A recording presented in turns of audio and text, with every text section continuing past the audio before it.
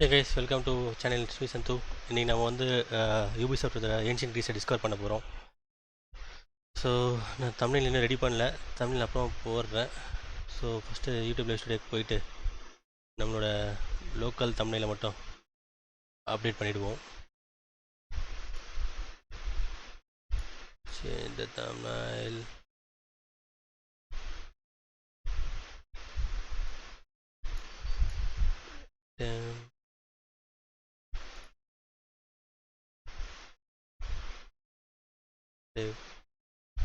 so let's begin.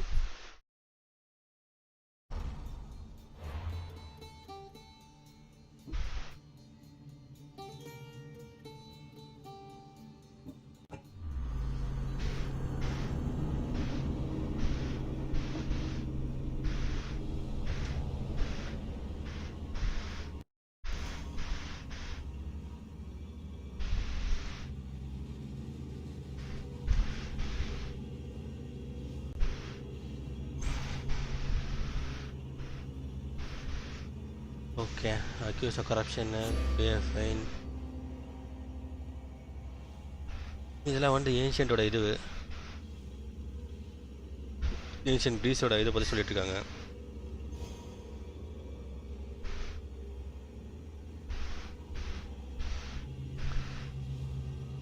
O, hero பே ஜனவரி 1, 2002 தான் இது பண்ணாங்களோ. Okay, so Greece was still using the drachma as its national currency. Okay, drachma தான் வந்து இங்கே பாரு, drachma தான் வந்து நேஷனல் கரன்சி யூஸ் பண்ணியிருக்காங்க until introduction of euro on January 2002. So super. Sacrifice is a common ritual performed by the ancient Greeks. Okay, நம்மள மாதிரி தான் அந்த ஆடு வெட்டுறது, கோழி வெட்டுறது, allowing them to commune with the gods and heroes. Oxen, goats, sheep and pigs were popular. Okay, sheep and pigs தான் வந்து வெட்டியிருக்கானுங்க அவனுங்களுமே. நம்ம பண்ணி வெட்ட மாட்டோம், ஆடும் வெட்டுவோம்னு நினைக்கிறேன், கோழியும் வெட்டுவோம் நம்ம. Action maybe different type of இதுன்னு நினைக்கிறேன். Okay, bet courage and capacity to bear pain. Okay, so இவனுங்கன்னா ஸ்பாட் அண்ட் ட்ரைனிங் அப்படின்னா ஒரு பெயினை வந்து தாங்குகிற அளவுக்கு சக்தியை வந்து உண்டாக்கி தருவானுங்க, அந்த மாதிரி ட்ரெயின் பண்ணுவாங்க. Money was born in Sparta in 5th century. Okay, so Spartans வந்து மணி வந்து பேன் பண்ணியிருக்கானுங்க. பிசி to discourage the accumulation of wealth. Okay, addition of to death and injury Greek warriors ran the risk of being taken prisoner executed sold as slaves. Okay, இது நம்ம தெரிஞ்சது தான், இந்த மாதிரி அடிமையை விற்கிறது அதெல்லாம் பண்ணியிருக்கானுங்க க்ரீக் இதில். So street hockey call keretizein, hockey மாதிரி கெரடைசன் சொல்கிற ஒரு game ancient Greece with curved stick and a ball. Okay, the mint of Athens was most prolific in ancient Greece. The mines of Laurion allowed Athens to strike abundant coinage that was widely imitated. Okay.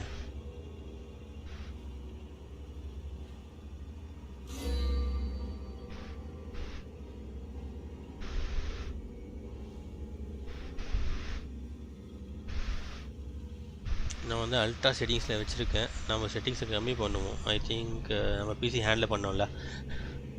Swore by the gods and called out to them to curse those who did not honor oaths or acted unreasonably. Okay, fine. கேம்குள்ளே போயிட்டோம். Options போயிட்டு credits, இதுதான் credits. அவங்களுக்கு யார் வந்து இதை பண்ணாங்களோ அவங்களோட இது. சரி, ஓகே, நம்ம போயிட்டு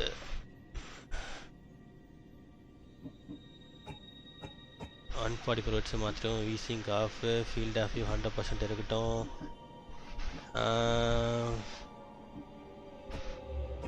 சாஃப்ட்வேர் இருக்கட்டும். Okay, then go for graphics, apply பண்ணுங்கள்.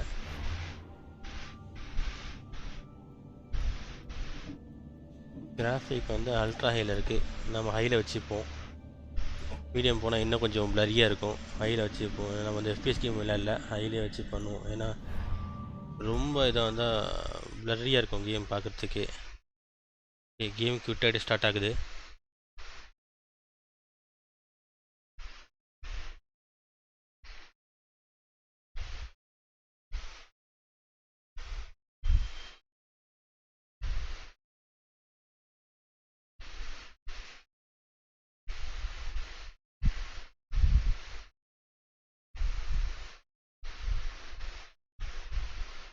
ஓகே, கேம் ஸ்டார்ட் ஆகிடுச்சு திருப்பியும். ஏன்னா வந்து அந்த லோடிங் டைம் அதெல்லாம் மாற்றிக்கிச்சு.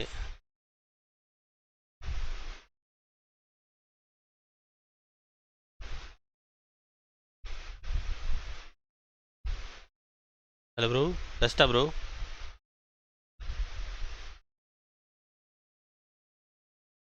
ஓகே,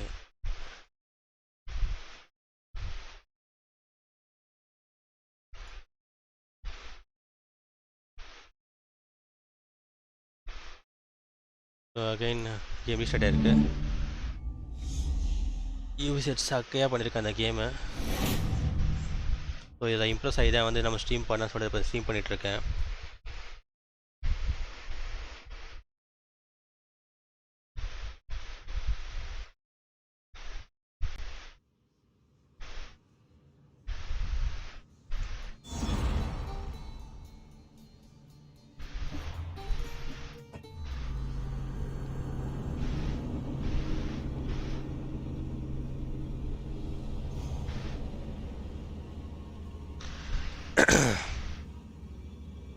ஓகே, இப்போ நம்ம போய் கட்டிங் ஷாப்பில் பேசுகிறோம்.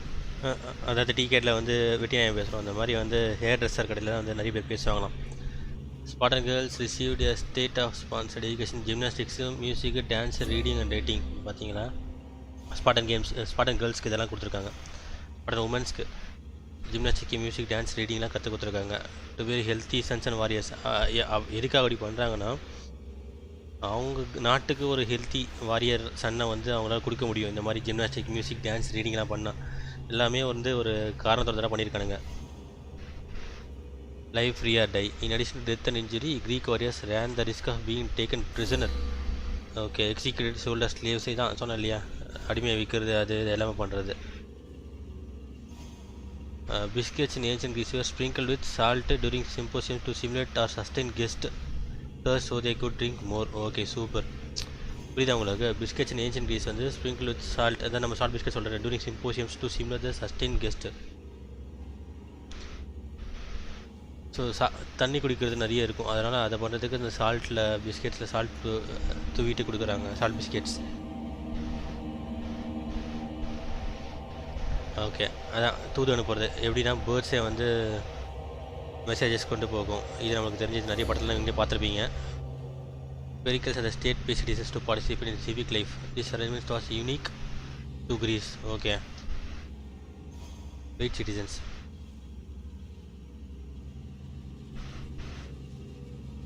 The legs sank into a buried post, breaking the legs. இதெல்லாம் ஓகே, அவனுக்கு விக்ட்ரிக்காக என்ன வேணால் பண்ணுவானுங்க. க்ரீக்கு காலை உடச்சி பதிக்கிறதுலேருந்து எல்லாமே பண்ணுவானுங்க. கேம் சீலர் டு ஸ்ட்ரீட் ஆக்கி காலில் தான் சொன்னல கெரட்டைசன், அதுதான் வந்து அவங்களோட கேமை வச்சுருந்தாங்க. With curved bat and ball.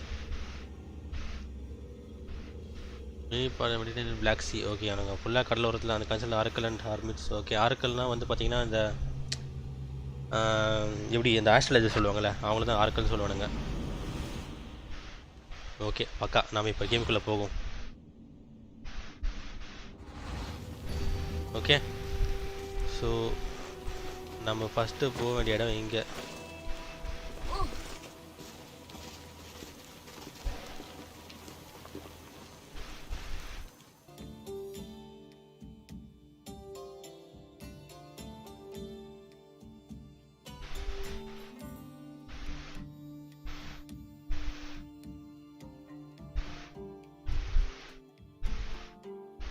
Greetings, wanderer, and welcome to the Acropolis, the shining jewel of Athens.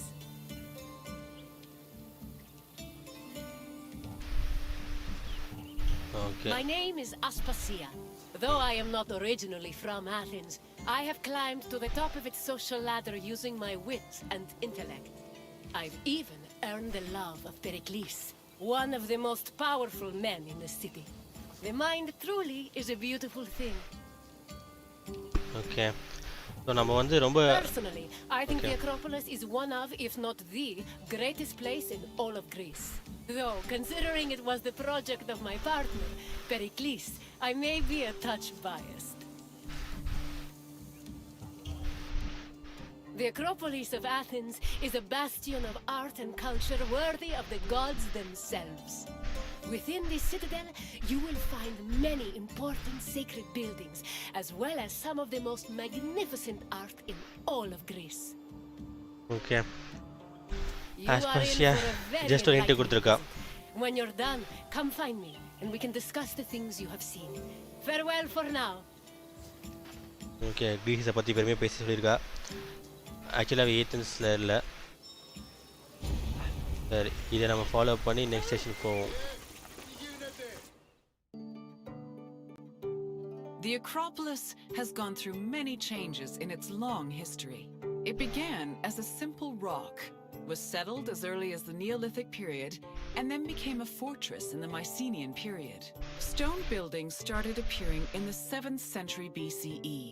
But the famous structures whose ruins remain visible today date mainly from a period of construction in the 5th century BCE.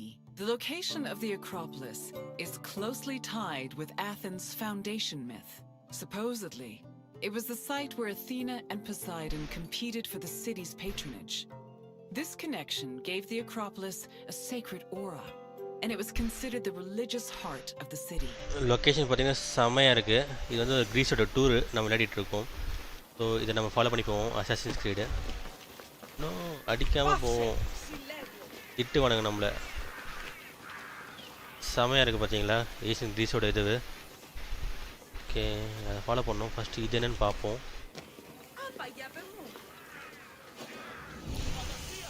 Okay, இது வந்து ப்ரொபிலேயா learn more கொடுத்தா. Okay, மோனமெண்டல் gateway அந்த western side of ஆக்ரோபோலிஸ். So நான் நிறைய இதை பற்றி சொல்லணும்னு அவசியம் கிடையாதுன்னு நினைக்கிறேன். எல்லாருக்கும் படித்து இது பார்த்துப்பீங்க. It was built between 437 and 432 BCE. Okay, under supervision of either Phidias R இன்ஸ்கிளஸ். இது எப்படி உருவாச்சுன்றதை சொல்லியிருக்காங்க இந்த மோனமெண்டம். ஓகே,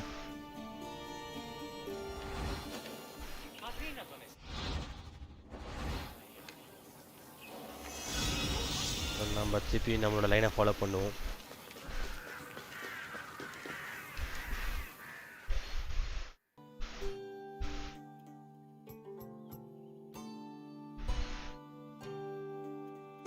எக்ஸ்ட்ரீம் பர்சனல் தெரியும், நிறைய பேருக்கு இன்ட்ரெஸ்ட் இருக்காது. பட் ஆனால் ஒரு ஹிஸ்டாரிக்கலில் வந்து எனக்கு ரொம்ப பிடிக்கும். ஸோ அதனால தான் நான் ஸ்ட்ரீம் பண்ணிட்டு இருக்கேன். நான் Worship at the temple can be traced back to the 6th century BCE, but the building itself was destroyed during the Greco-Persian Wars a century later.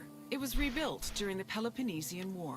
Given that the name Athena Nike roughly means Athena of victory, it was likely constructed in the hopes that Athens would win the war. Unusually, the temple depicts historical scenes of battles against the Persians instead of the more mythologically inclined art of other Greek buildings. The temple's priestess was chosen randomly among the Athenians and received a salary of 50 drachmae annually, along with skins and drachmae தான் வந்து trophies யூரோக்கு முன்னாடி இருந்த coin. drachmae அவங்க சொன்னாங்கல்ல, இது வந்து யூரோப்பில் இருந்த ஒரு, அதாவது நம்ம மணி காயின். இது வந்து எப்போன்னா 2002க்கு அப்புறம் தான் யூரோன்னு மாறுச்சு. சரிங்களா? Okay, there are discovery sites all over the world. அதான் நம்ம இப்போ பார்த்தோம்ல, ஃபஸ்ட்டு நம்ம டிஸ்கவரி சைட்ஸ் போயிட்டு வந்துட்டோம்.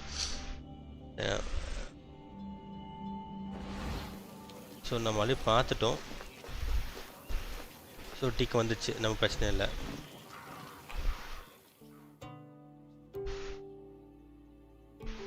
ஒரு ஹிஸ்ட்ரி, அவ்வளோதான். நம்ம ஹிஸ்ட்ரி வந்து படிக்க போகிறோம், அவ்வளோதான். Due in no small part to its partial destruction during the Greco-Persian Wars. It was in the 5th century BCE, though, that the Acropolis received its most significant improvements. This period was an extremely prosperous time for Athens, both financially and culturally. With a booming economy bolstered by trade and the Lavrion silver mines, Pericles, the leader of Athens, financed a huge project to rebuild the citadel. He enlisted the help of renowned artists, like the sculptor Phidias, as well as the architects Iktinos and Callicrates. Together, they erected buildings like the Parthenon and the Propylaea Gateway. Pericles' goal was to make the Acropolis into a glorious monument to the gods and to mortal Athenians.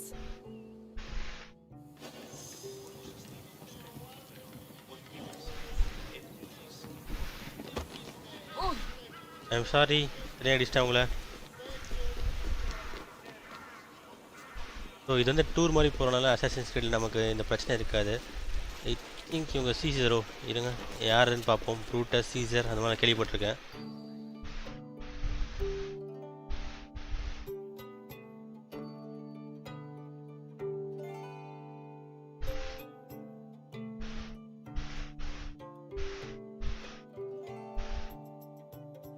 Behind the Propylaea was the giant bronze statue of Athena Promachos, or Athena who fights on the front lines. That name was reflected in the spear and shield the statue held in its hands. It was erected in the mid-5th century BCE by the artist Phidias. According to an inscription, it took 9 years to make and cost almost 500,000 drachmae. At approximately 10 meters tall, the statue was apparently so large that Pausanias claimed its helmet and spear tip could be seen from the sea near Cape Sunion, 60 kilometers away. The ornamentation on the statue's shield was engraved by the metalsmith Nice. புரியுதா? இந்த ஸ்டாச்சுவை 60 கிலோமீட்டர்ஸ்க்கு அப்புறமா இருந்து பார்த்தாலுமே அந்த helmet தெரியும் உங்களுக்கு. அந்த அளவுக்கு டிசைன் பண்ணியிருக்காங்க. அத்தை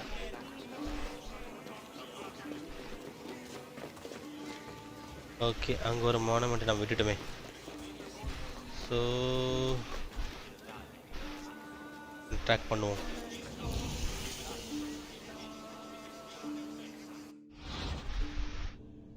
ஓகே இதில் priest house either designated or elected from among citizens and okay clerical families. They perform sacred rituals on special locations. Okay அதான் ப்ரீஸ்ட் இவங்கெல்லாம். இதை இப்போ பார்த்தோம்ல நம்ம ஃபஸ்ட்டு நம்ம டாப்பிக்லேயே ஆடு வெட்டுறது இந்த மாதிரி ரிச்சுவல்ஸ் பர்ஃபார்ம் பண்ணுறது அவங்களோட ப்ரீஸ்டோட வயசு. சரிங்களா? ஸோ க்ளோஸ் கொடுத்துருவோம். இந்த மாதிரி நம்ம வந்து மிஸ் பண்ணக்கூடாது. ஃபைன் பண்ணணும் அந்த குவெஸ்ட்டை.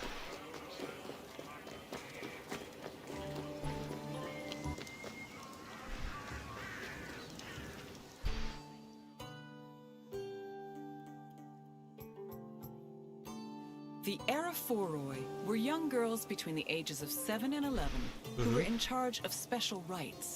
A list of 4 girls was drafted by the Assembly of Citizens, from which the High Magistrate, the Archon Basileus, chose 2 to serve as Araphoroi for the year. The girls lived in a house on the Acropolis. They were in charge of carrying sacred objects and weaving the peplos of Athena. The peplos was a sacred robe offered to Athena during Panathenea, a festival held in her honor.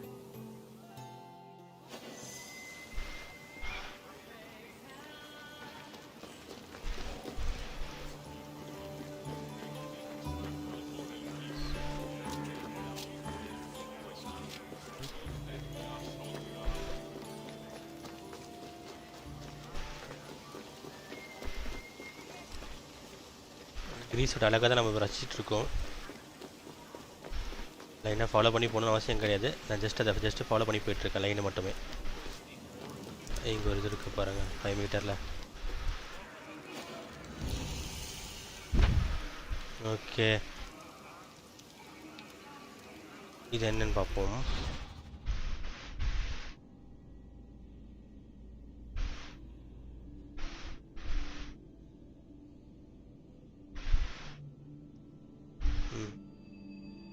Okay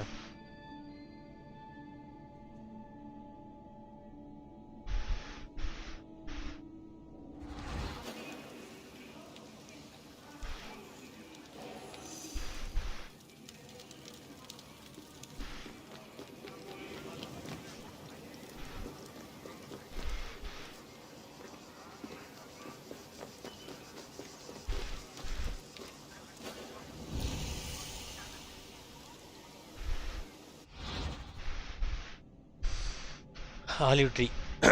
Okay, olive tree grows on the western side of the Erection. Although it was planted in 1950 by members of American School of Archaeology, it is conveniently believed to be descended from a sacred olive tree planted during foundation of Athens. Okay. இது என்ன நினச்சிருக்காங்க, Athens அப்போ plan பண்ண மாதிரி நினச்சிட்டு இருக்காங்க. But it was planted by some of the Americans when they traveled over here. அதாவது American ஸ்கூல்லேருந்து. சரிங்களா? ஸோ 35 மீட்டர் இந்த பக்கம் போகணும். வழி மாதிரி வந்துட்டோம். ஸோ நம்ம அந்த பக்கம் போவோம். எல்லாரையும் இடிச்சுட்டு போகிற மாதிரி இருக்குது. செம்ம ஜம்ப் அப்படின்னு தெரியல.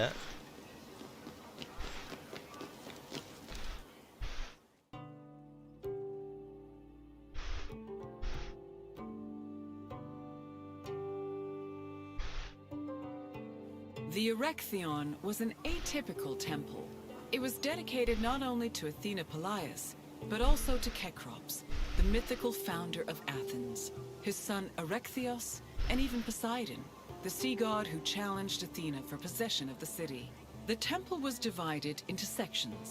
The eastern part housed a statue dedicated to Athena, while the western section jointly belonged to Poseidon and Erechtheos. Meanwhile, King Kekrop's grave was believed to be under the caryatid porch. Under the temple was a crypt that was said to contain the sacred snakes of Athena. The snakes may have had a sweet tooth because the priestesses of Athena allegedly fed them honey cakes.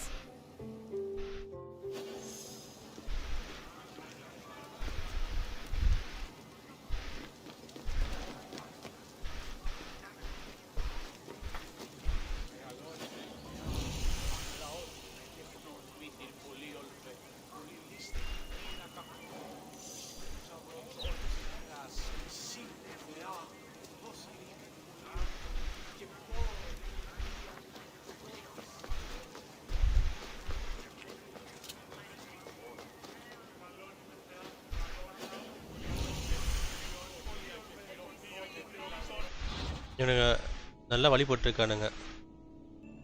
So கார்டன்ற ஒன்று வந்து நல்லா நம்பியிருக்கானுங்க இவனுங்களை பொறுத்த இருக்கும். altar for an offering from a fillet of terracotta calyx.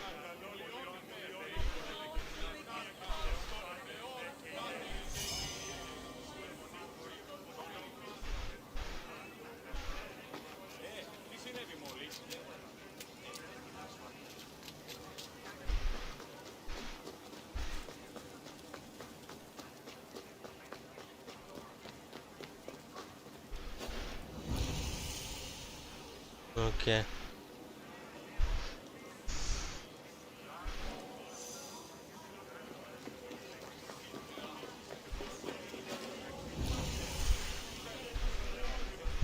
Attica.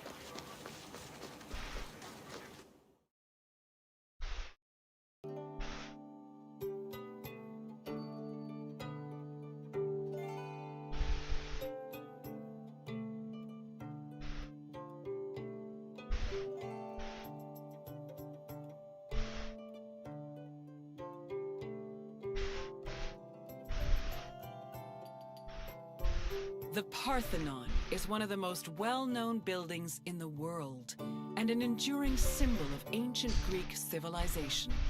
While it is located on the Acropolis, the building is not a traditional temple. It was built by the sculptor Phidias and the architects Callicrates and Ictinus as a great monument to the glory of the city of Athens. That glory is evident in its many carvings. One of the most carved monuments in Greek architecture, the Parthenon's decorations depict several mythological scenes.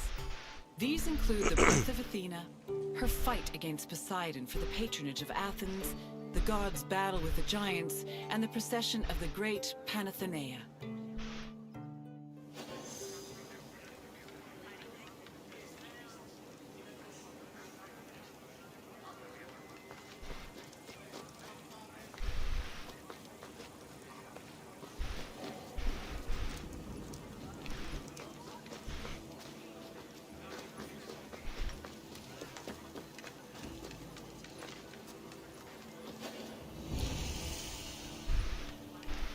Okay.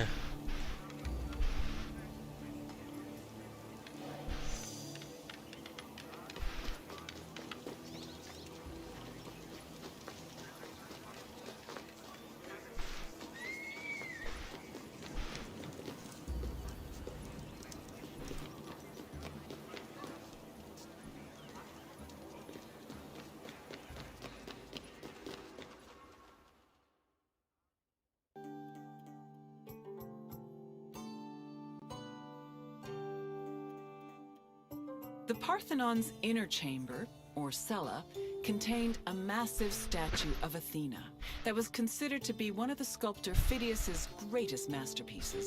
The statue was chryselephantine, a combination of gold and ivory. To justify the steep cost of its construction, Pericles told Athenians that the statue was a gold reserve, which could be disassembled in times of economic distress. The cella also allegedly contained a pool, whose main purpose was to control the room's humidity, which helped preserve the statue's ivory.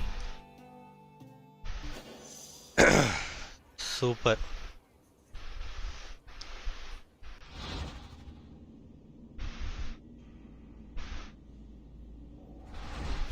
Okay, என்ன பண்ணியிருக்காங்க பார்த்தீங்கன்னா, இந்த ஸ்டாச்சுவோட ஹியூமிடிட்டியை ஐவரியாலையும் கோல்டனும் பண்ணியிருக்காங்க இந்த ஸ்டாச்சுவை.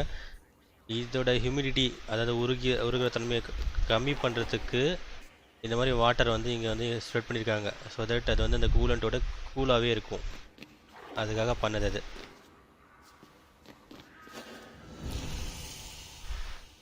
பார்த்தீங்கன்னா great Panathenaia terracotta Panathenaia prize for attribute to யூரோபியஸ் painter. Okay, அந்த இதை வந்து அந்த பெயிண்டிங்காக அட்ரிபியூட் பண்ணியிருக்காங்க 6 சென்ட்டில். அதுவும் பக்காவாக வரைஞ்சிருக்கானுங்க பாருங்கள் எல்லாத்தையுமே.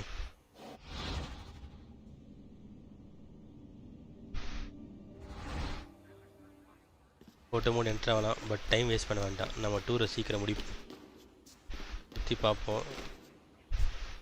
பார்த்திங்கன்னா ஒரு கோப்ரா இருக்குது அவங்க பின்னாடி. அந்த கோப்ராவோடு அவங்க வந்து அதை பண்ணியிருக்காங்க. நான் வெளியில் ட்ராவல் பண்ணுவோம். செம்மையாக இருக்குது கோப்ரா பார்க்குறதுக்கே.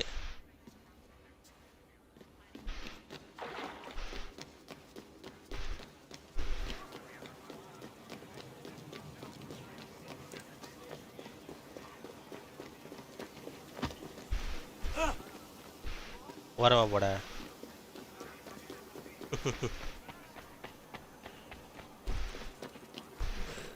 அந்த காலத்து மோனுமெண்ட்ஸ் எப்படி இருக்கு பாருங்க.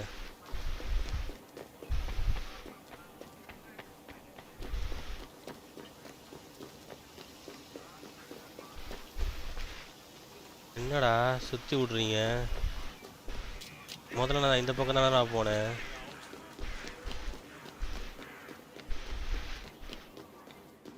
ஓகே, செம.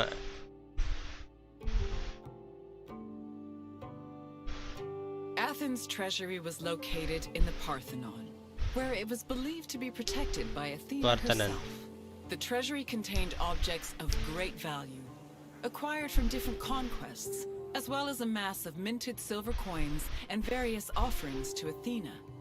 Pericles also decided to move the entirety of the Delian League's treasure to the Parthenon in 454 BCE. This was a great testament to Athens' power over the rest of Greece.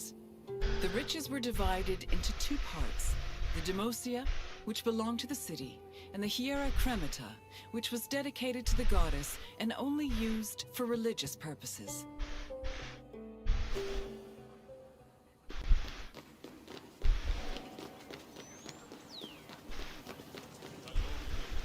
Okay, வந்துட்டோம் tour முடிச்சுட்டு. ஆஸ்பேஷியா தானே? ஆஸ்பேஷியா madam பேர் நினைக்கிறேன். இருங்க. And what did you think of the ஆஸ்பேஷியா Acropolis? Correct. It truly is quite something, isn't it? A sacred sanctuary and an architectural marvel, all in one. If you have any questions, don't hesitate to ask.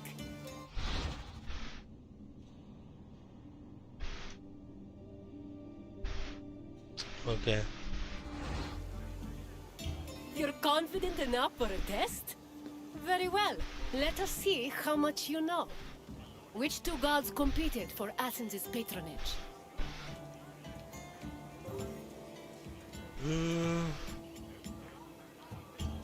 Not quite. Although Athena and Ares did fight each other in the Trojan War, with Athena siding with the Greeks and her brother supporting Troy.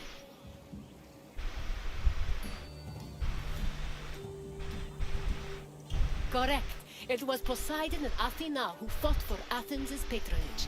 As for who won, the answer is in the city's name. On to the next question. Who sculpted the statue of Athena in the Parthenon?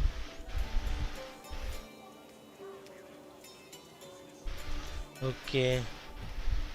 Picasso. Correct. The renowned sculptor Phidias made the statue, which was considered one of his masterpieces. And now, the final question. Which king's tomb was believed to be under the caryatid porch?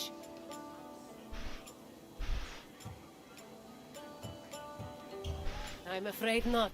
Menelaus was known for two things: marrying Helen of Troy and going to war when she left him for the beautiful Paris. Try another answer. Perseus slew the Gorgon Medusa and founded Mykene, but he was not buried under the Caryatid porch. Keep trying. Leonidas was a Spartan king. He would not have been buried in Athens. Try again. That is correct. Cecrops was the mythological first king of Athens, and his tomb was said to be under the Erechtheion. It seems you know much about this place. Well done, wanderer. Very well. On to the next door.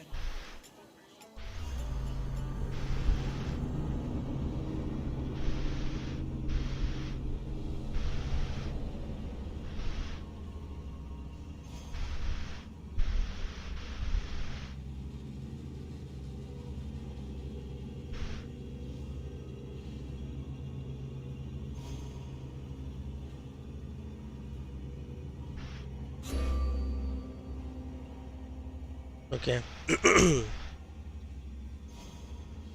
Spartans used a cipher to communicate during military okay, cipher. They wrote on leather strips which were wrapped around a wooden stick. Okay. Questions to question or okay, chicken dinner. Fine. Messages from God. In ancient Greece, birds could bring. அதான் நான் சொன்னேன் இல்லையா, birds தான் message கொண்டு வரும். Altered movement or eating. Okay.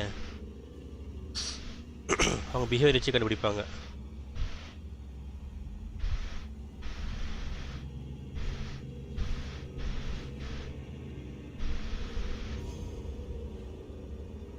Spartan நல்லா இதற்கு Spartan men had to marry between ages 25 and 35. Those who did not were penalized to tax and excluded from some celebrations. இது செமையா இருக்கே. நம்ம ஆளுங்க வந்து 35 வயசு பொண்ணு கிடைக்காம இருக்காங்க இந்த ஏரியாவில். ஸோ 25 to 35 மேரேஜ் பண்ணி ஆகணுன்றது வந்து ஒரு பெரிய இது விஷயம் அங்கே.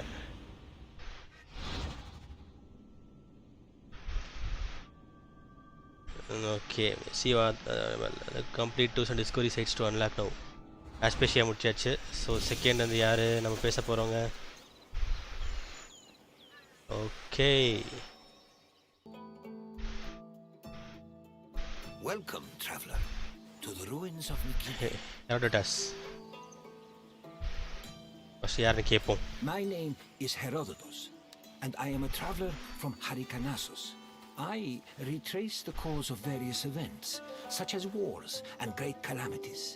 I describe what I see and record what I'm told, all with the aim of providing a better understanding of why these things occur.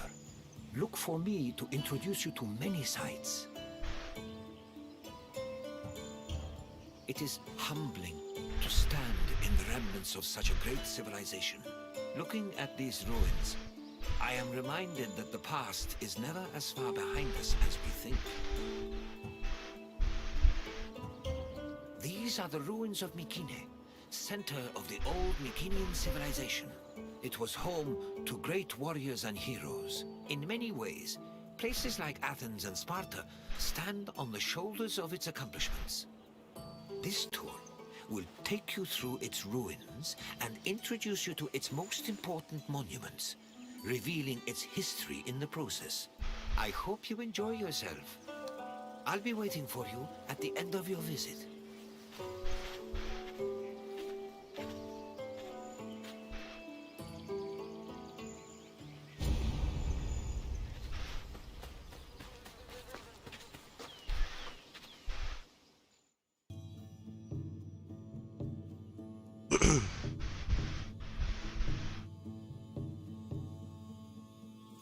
The Mycenaean civilization flourished in the Late Bronze Age between 1600 and 1200 BCE. During this period, it was mainly located in the Peloponnese and central Greece. Mycenaeans were known for exploring distant lands. Notably, they battled the Hittite allied city of Walusa in a conflict that was believed to be the inspiration for Homer's Trojan War. But the Mycenaean people didn't only travel to fight.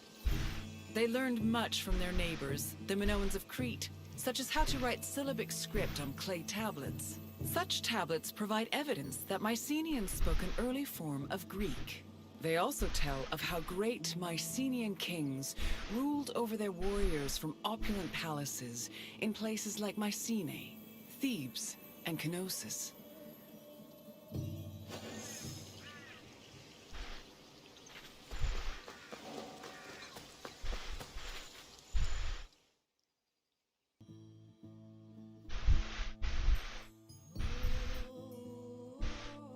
The entrance to Agamemnon's citadel, or the Lion the Lion Gate, Gate.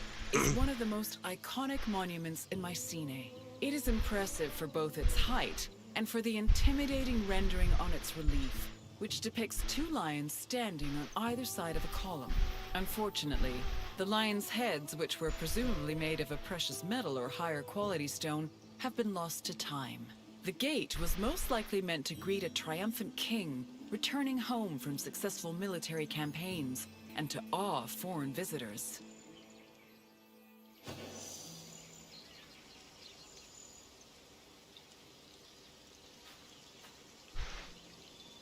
Line gate இந்த தலையை கூட விட்டு வைக்கல, எடுத்துட்டாங்க.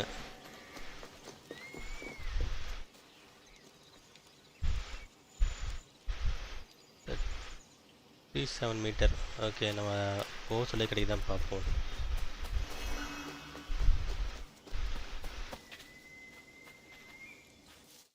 When these shafts were discovered by archaeologist Heinrich Schliemann in 1876, he believed the 6 gold-filled graves to be connected with the family of the great king Agamemnon, even going so far as to proclaim a gold mask he found within to be the death mask of Agamemnon. However, this was refuted by later excavations, which showed that the 19 bodies buried in the shafts dated back to a few hundred years before Agamemnon was even born. In fact, at the time of the body's burial, the Lion Gate and the citadel walls had not even been built yet. It's estimated that the people in the graves were members of the first Mycenaean dynasty. The graves later became a place of worship for Mycenaean kings, who raised walls to protect them. These walls helped preserve several incredible artifacts, including women's jewelry, death masks, and masterfully crafted weapons.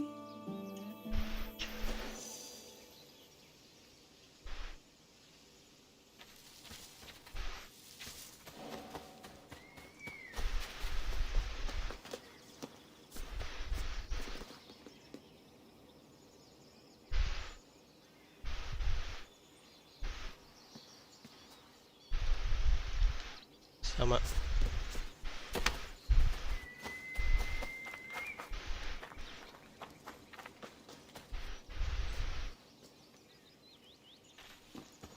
பார்த்து தான் வருவோமே இந்த பக்கம் என்ன இருக்குன்ட்டு.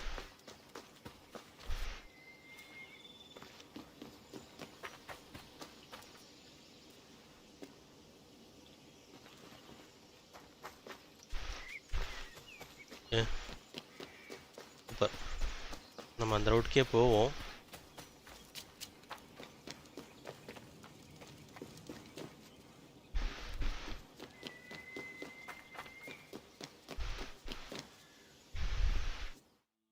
By 1250 BCE, Mycenae was at the height of its power, and its living quarters and workshops were numerous. Houses were built everywhere, from the top of the palace's hill near the king's residence, to the slopes and terraces within the walls, to the nearby hills outside the citadel. At one point, the citadel's walls even had to be enlarged to make room for more quarters. The people who lived inside the citadel were those with high status in either the military, religious, or administrative sectors of the kingdom. This is reflected by the ceramic and metal vessels inside the houses, as well as their painted plastered walls.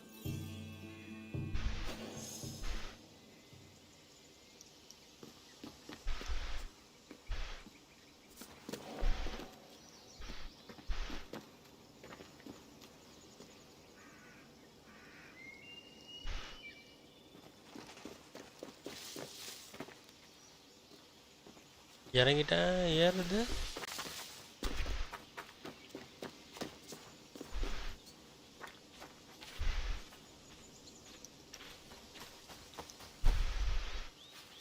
Okay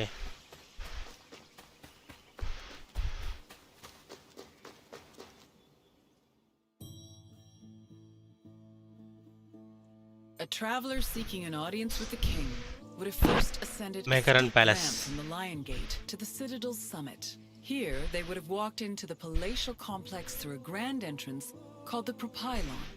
Once inside, their gaze would immediately be drawn to the palace's main hall, a monumental area known as the Megaron.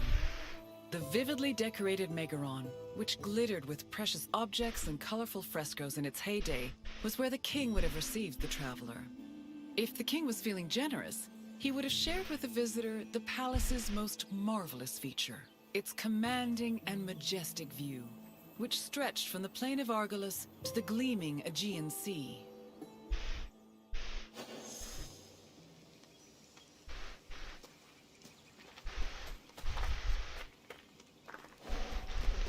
மெகாரன் பேலஸ்குள்ளே போகிறோம்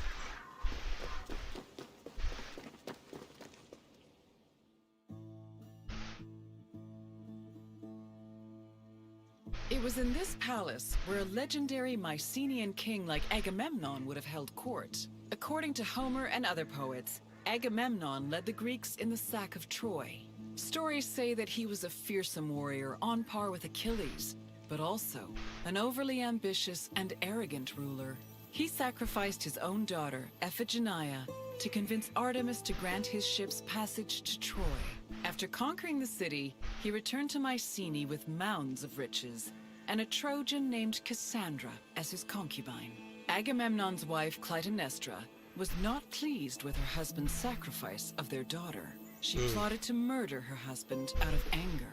The plot was successful, and, depending on the version of the story, Agamemnon was either murdered in his bath by Clytemnestra or killed by his cousin Aegisthus during a banquet.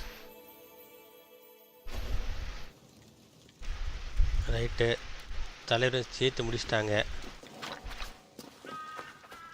ஏற முடியுமா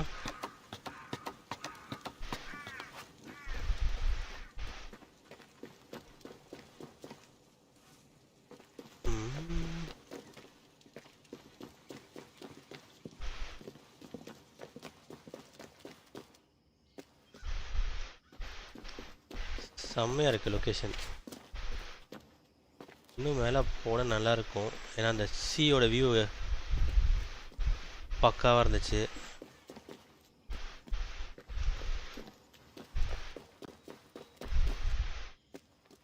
கேட்டெல்லாம் மூடி இருக்கு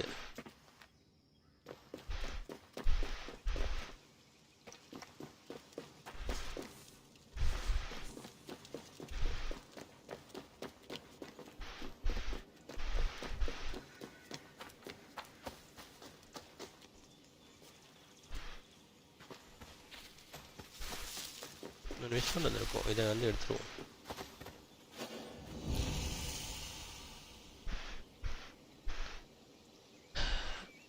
Purchase the of Medusa. Oh, Medusa கையில் வச்சிருக்க copy of the marble statue from the Vatican Museum made by Antonio Canova between 1804 and 1806.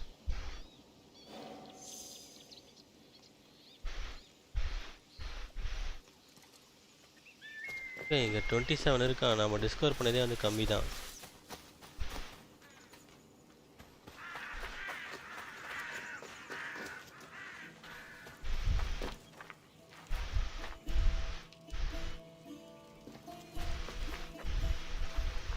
வருவோம், அந்த சீயை பார்த்துட்டு வருவோம்.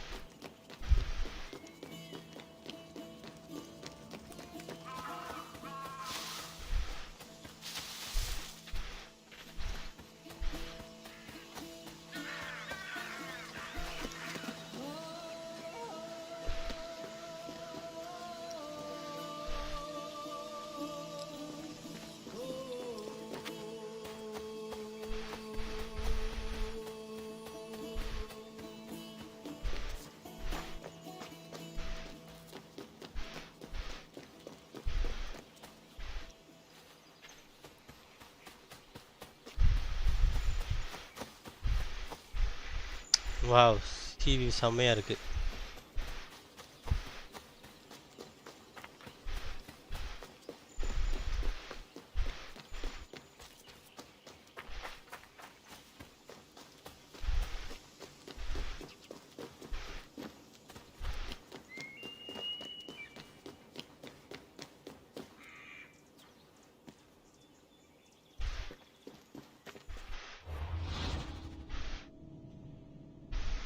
ஓகே, இப்போ நம்ம இங்கே இருக்கோம். ஓகே, ரொம்ப டைம் வேஸ்ட் பண்ண தேவையில்ல. ஜஸ்ட்டு மோனமோச்சோட இது மட்டும் கற்றுட்டு போவோம். ஜஸ்ட் இந்த இதை மட்டும் சுற்றி பார்த்துருவோம் ஃபஸ்ட்டு.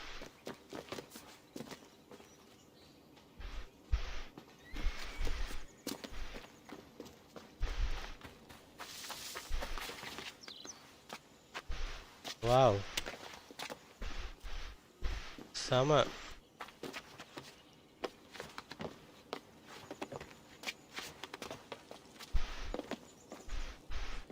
இதுக்கு தான் ஆசைப்பட்டோம் நம்ம பார்க்குறதுக்கு.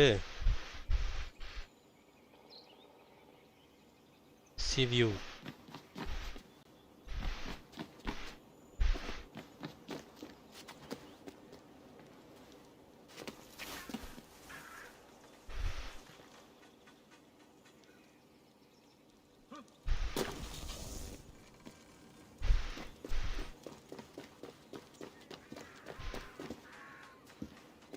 அடேங்க அப்பா,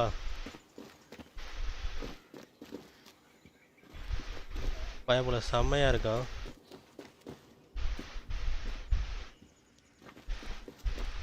ஓகே, நம்ம கிளம்புவோம் இது மொமெண்ட் விட்டு.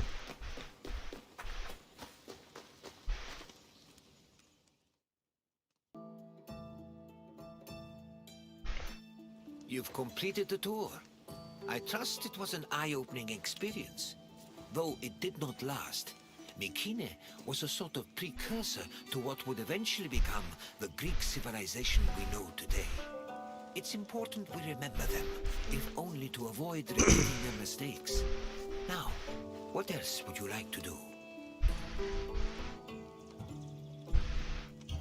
I appreciate your desire for more knowledge.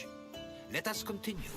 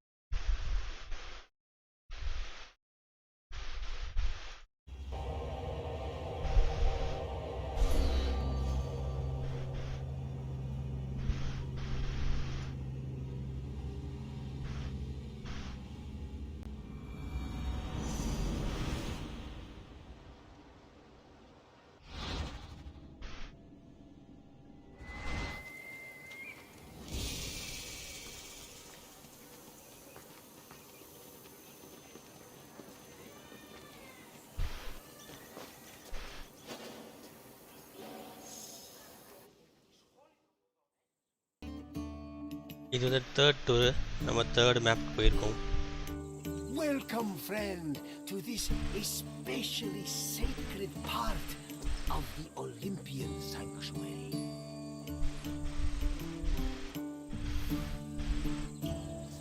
My name is Barnabas, and I am a ship captain. Don't be fooled by my scarred eye. Though I've seen my share of combat, I mostly stick to trading these days. Well, trading and introducing visitors like you to wonderful sights like this. This place is practically vibrating with divine energy. I feel like if I look over my shoulder right now, Zeus will be staring back at me.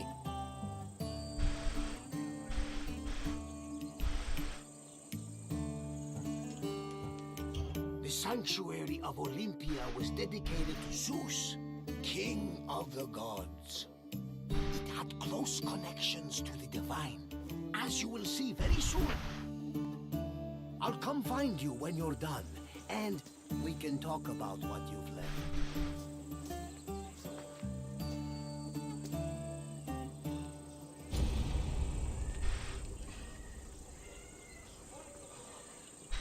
Gods of Olympia.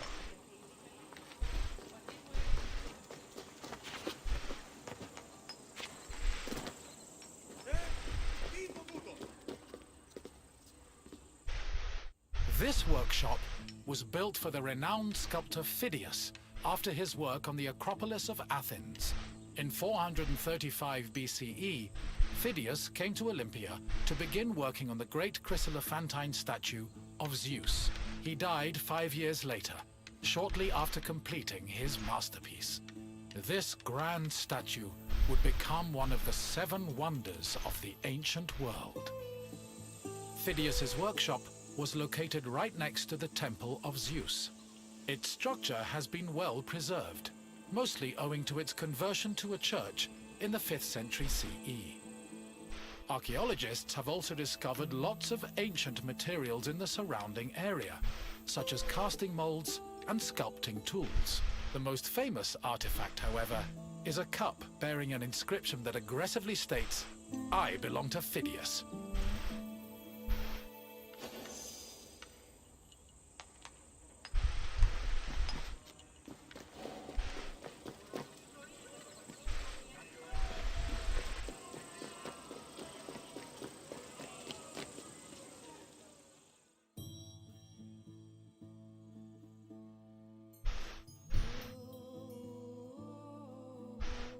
On the 5th and final day of the Olympic Games, victors attended a ceremony where they were crowned with olive wreaths and showered in flowers. The crowns came from the sacred olive tree of Zeus, which was planted near the god's temple. A young boy trimmed the branches with a golden sickle before giving them to the Hellanodikai to turn into wreaths. After the crowning ceremony, it was time for great feasting and celebration.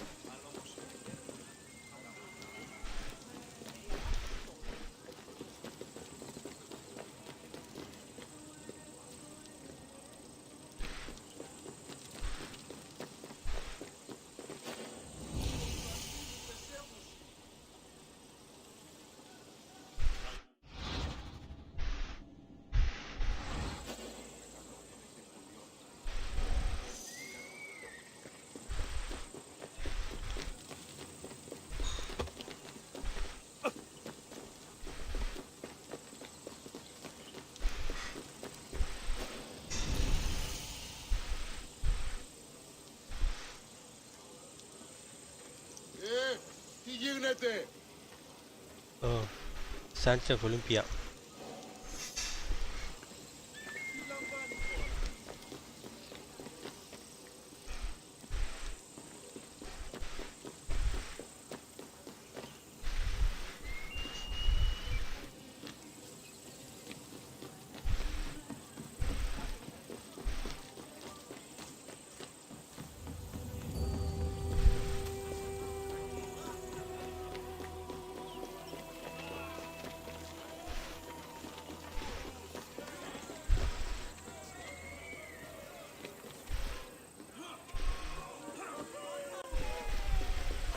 இவங்க worship பண்ணுறதையே வேலையை வச்சுருக்காங்க.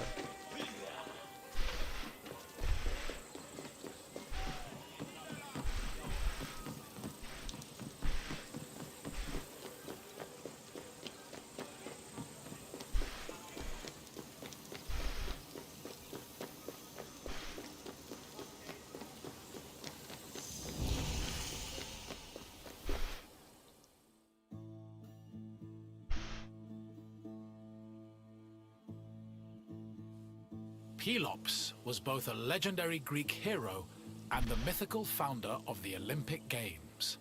According to legend, Pelops fell in love with the beautiful Hippodamia. Her father, Oinomaeus, the king of Pisa, disapproved of their union.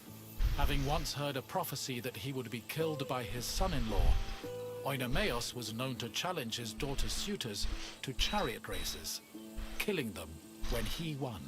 Still, Pelops was determined to win Hippodamia's heart. Before the race, he enlisted the help of Poseidon, who gave him a golden chariot with 4 winged horses.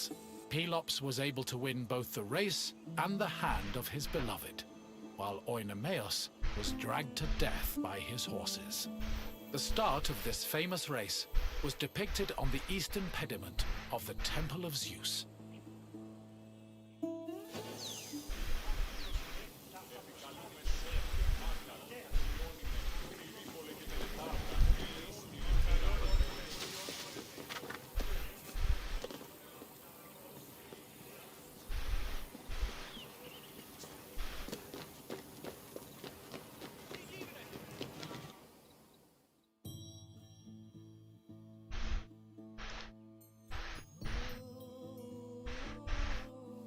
The Heraion was a temple dedicated to Hera. It is one of the oldest temples in the sanctuary, dating back to approximately 590 BCE.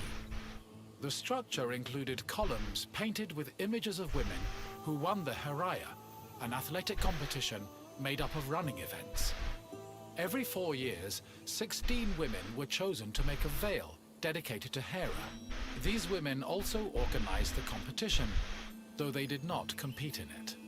The Heraia was unique for its focus on female athletes, in contrast to the male-exclusive Olympic Games.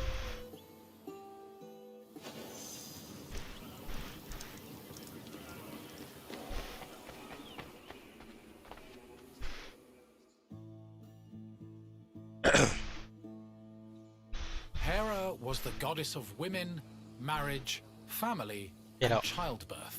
She ruled Mount Olympus as Queen of the Gods, along with her husband and brother Zeus. Many mythological stories paint her as being annoyed at Zeus's many lovers and illegitimate offspring.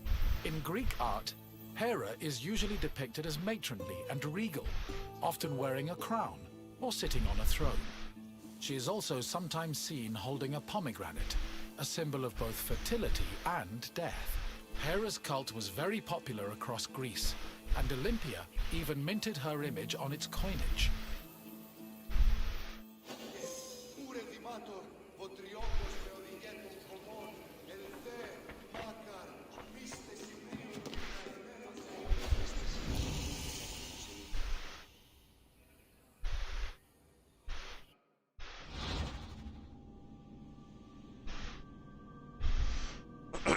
Although women were not allowed to compete in Olympic Games, it was still possible for them to win the equestrian events. This is because horse and chariot races awarded not the jockeys or chariot drivers, but one of the horses. The first woman to participate and win these races was the Spartan princess Iniska.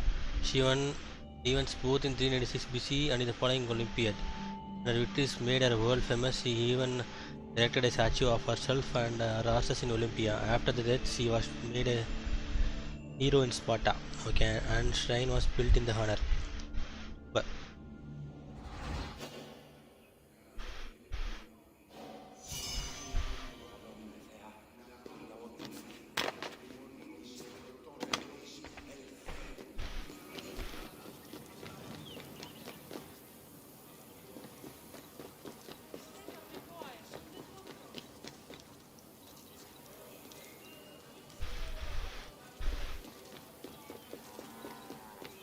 ancient Greece செம்மையாக வந்திருக்கானுங்க.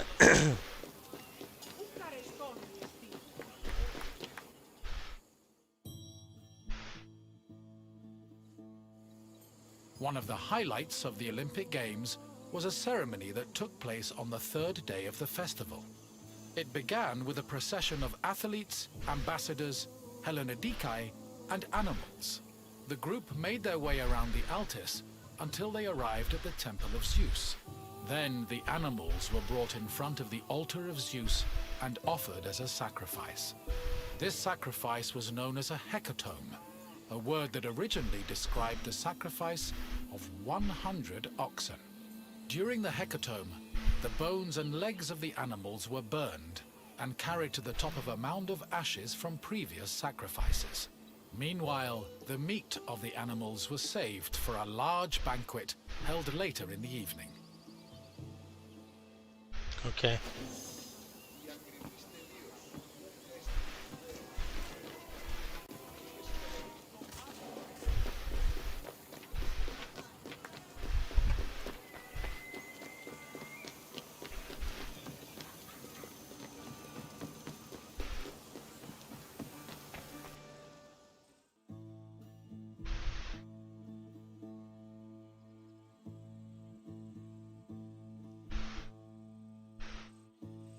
The Olympic Games were dedicated to Zeus, and all the ceremonies and events were hosted in his honor.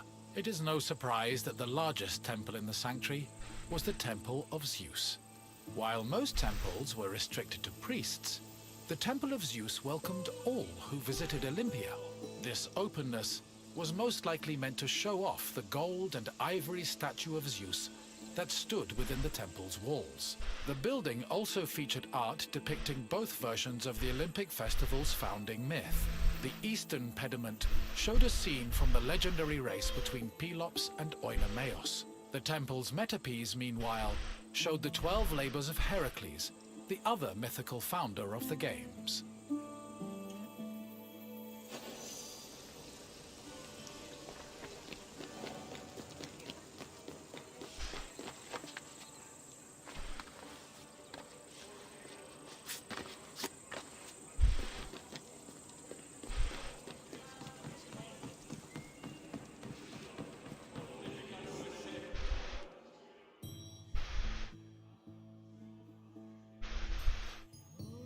Zeus was the god of sky and thunder, and king of the Olympians. He ruled the world from his home on Mount Olympus. The child of Cronus the Titan, Zeus overthrew his father and cast the Titans out in a great battle known as the Titanomachy. He had children of his own with his wife Hera, including Ares, Hephaestus, Hebe, and Eileithyia. He also had many children without Hera, much to her consternation, but there are too many to list here. Zeus was believed to have control over the lives of mortals, as his many epithets attest to. For example, his title Horkios made him a keeper of oaths, while Xenios was the name conferred to him as a protector of hospitality. In Greek art, Zeus was usually depicted holding a thunderbolt and sitting on a throne, befitting his position as king.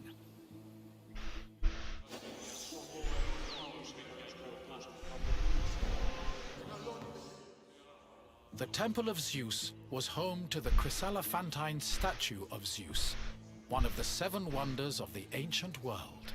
The statue, made of gold, ivory, and wood, was sculpted by the renowned artist Phidias. At 13 meters tall, it was as impressive looking as it was difficult to maintain.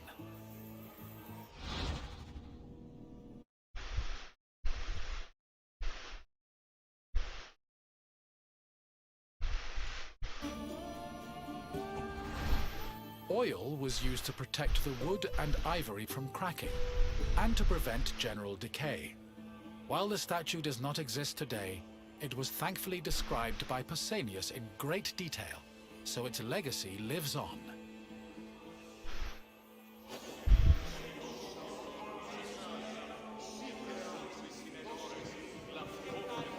Zevron έξω!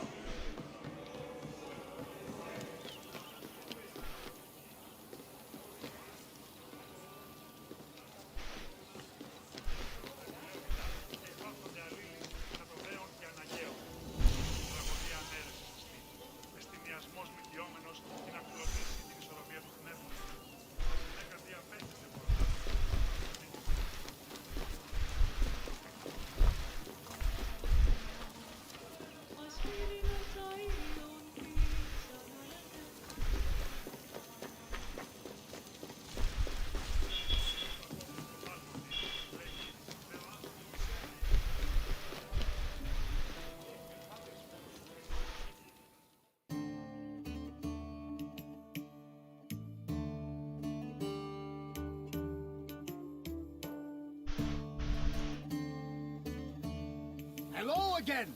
I hope you enjoyed your visit and feel a little bit closer to us. Well, as close as a mortal can get. Is there anything else you'd like to do? Of course! Follow me, my friend!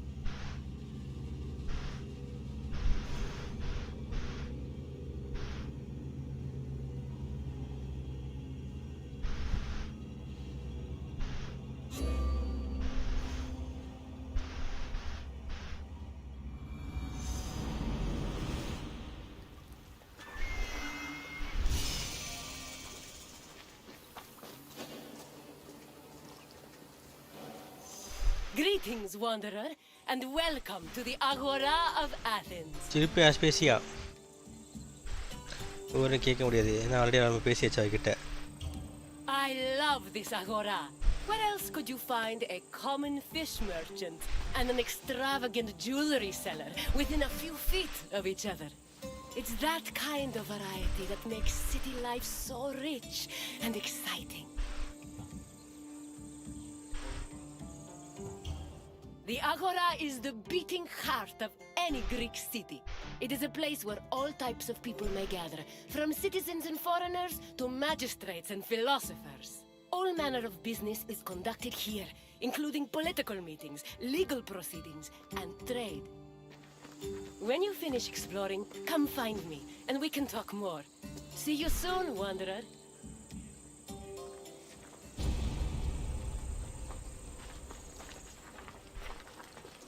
The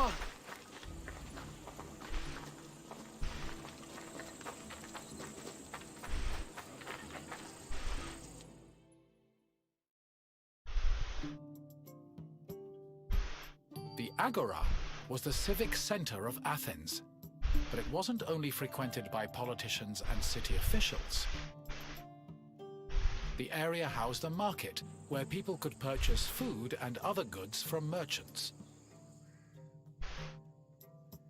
It was also frequented by philosophers, who used the public space to establish schools and pass on their teachings to students. Religion had its place as well. Temples dedicated to Hephaestus and Apollo were located in the Agora, along with the altar of the 12 gods and the monument of the eponymous heroes.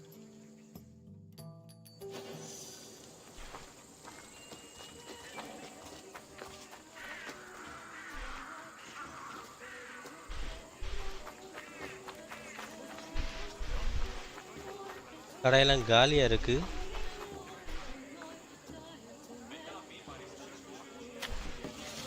Hey.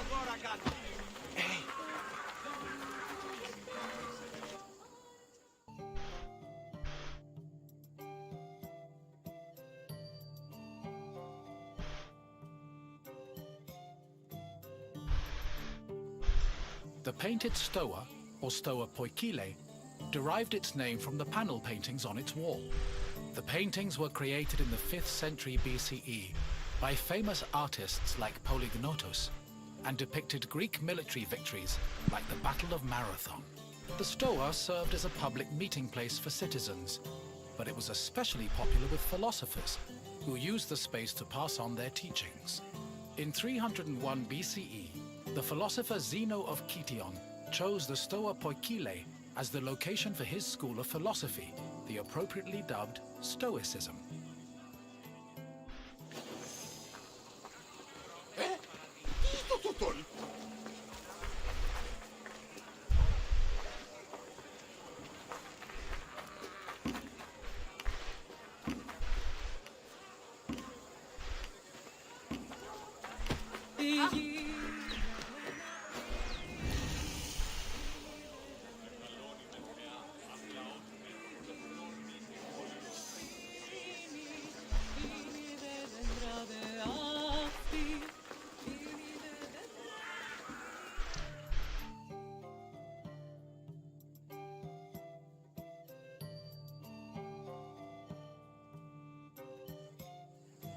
Trade in the Agora was supervised by magistrates.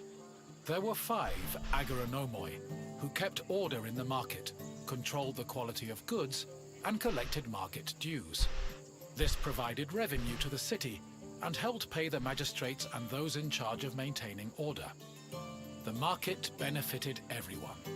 Customers bought what they needed, merchants made their living, and city officials received the money they needed to keep the wheels of democracy turning. Super.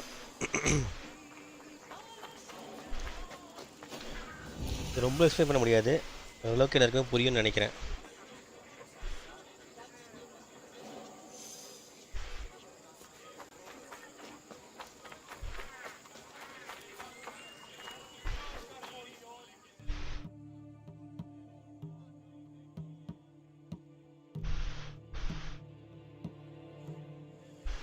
The original temple of Apollo Patrous was built around 535 BCE by Pisistratos, but was destroyed by the Persians during their invasion a few decades later.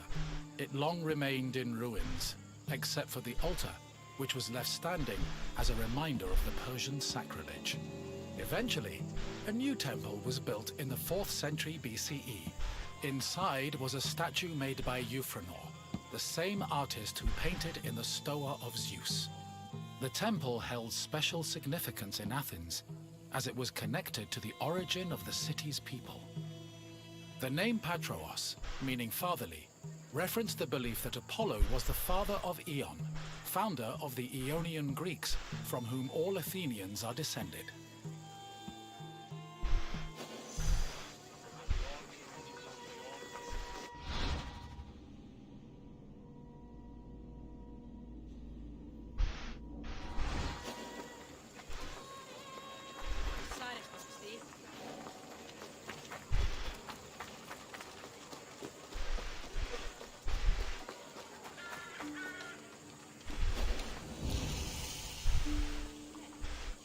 O, eponymous heroes.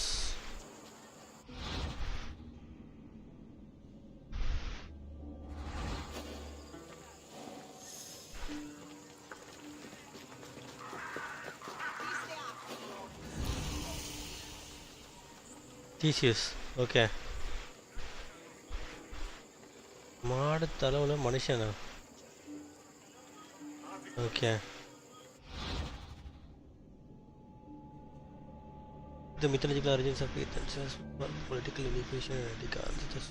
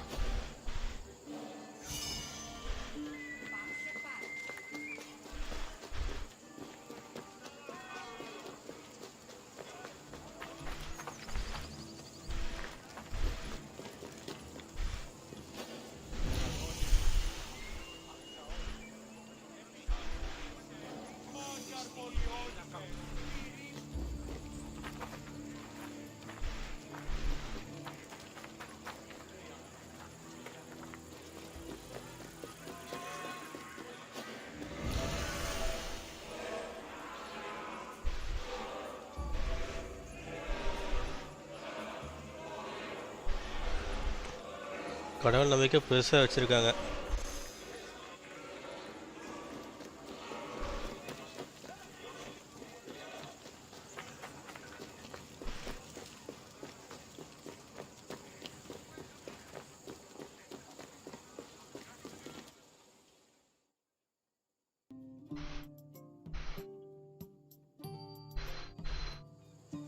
The Temple of Hephaestus overlooks the Agora from the Colonus Agoreus hill.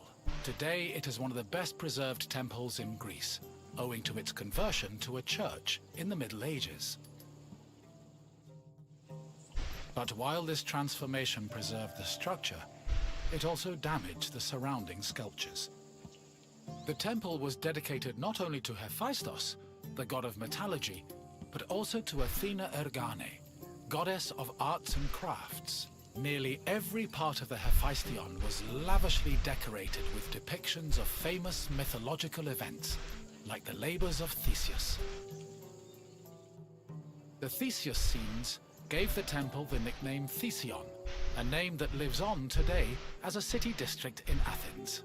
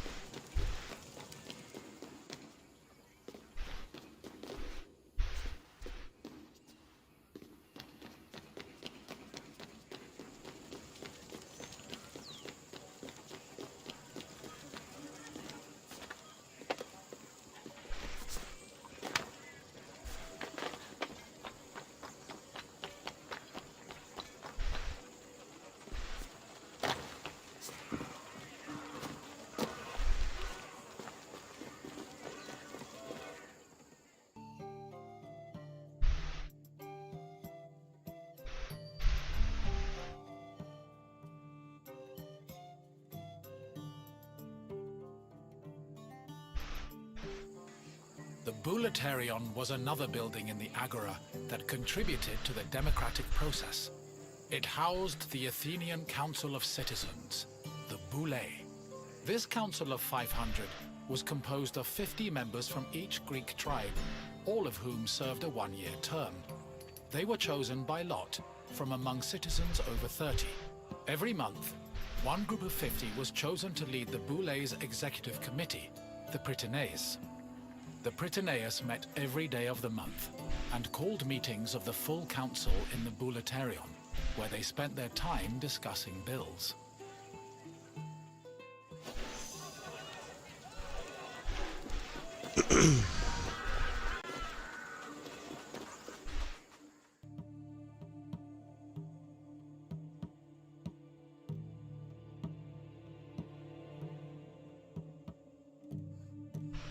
The Prytaneon was one of the most important buildings in the Agora, as it was the headquarters of the Prytaneus. The Prytaneus was the executive committee of the Boule, who ran the city's daily operations. The Prytaneus dined in the Prytaneon, and 17 of them slept on site to ensure there were always officials available to deal with emergencies. The Prytaneon also housed the official weights and measures of the city. The Fire of Hestia, which provided sacred fire for all public sacrifices, was also located there.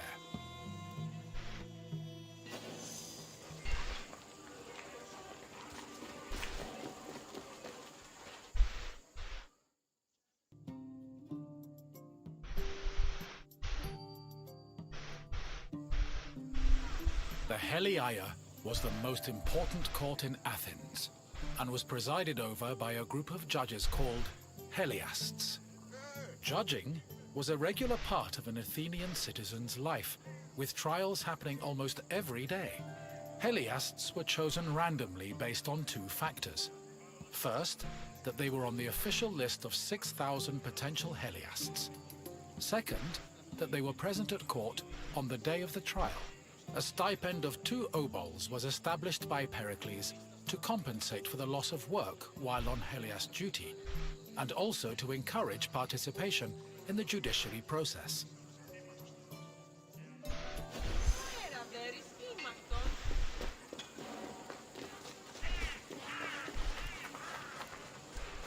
Heroes.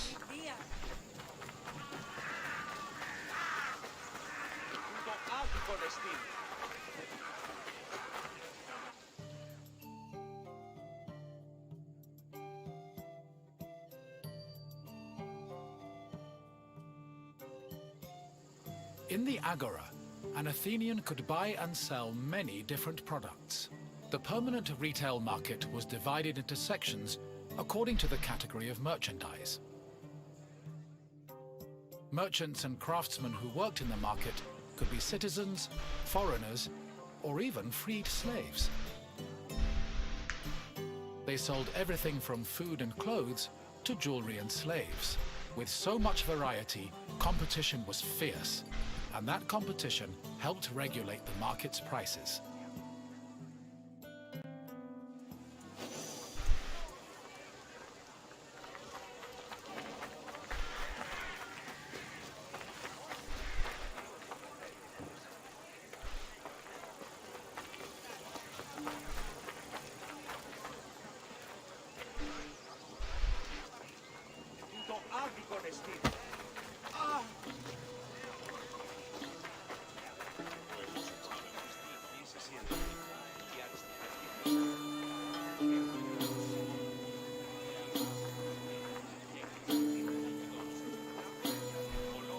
செம்ம fish மார்க்கெட்டில் செல் பண்ணிட்டு இருக்கான்.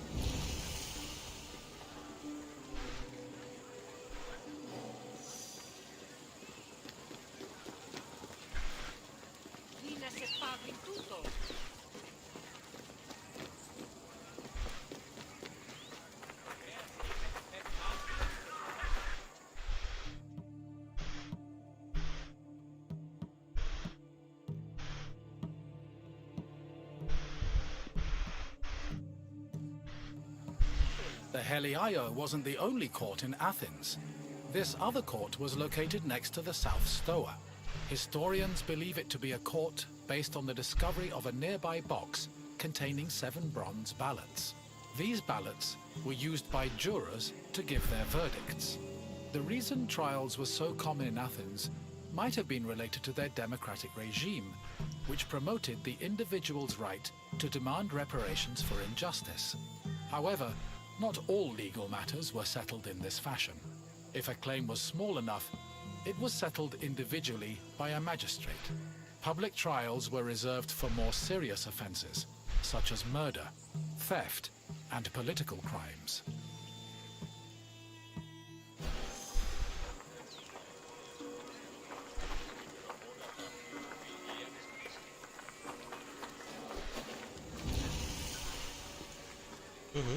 Trials. Okay. Court போல.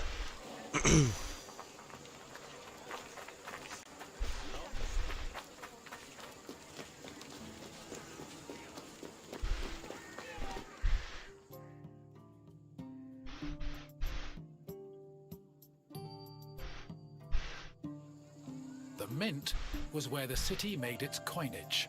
It is believed that Athens' mint was in the city's agora, as modern excavations have turned up small disc-shaped pieces of metal used to make coins. Much of the silver required for minting coinage came from the Lavrion silver mines. Athens was so dependent on the mines that when they lost them during the Peloponnesian War, the city was forced to melt down a gold statue of Athena to mint gold coins and avert a monetary crisis.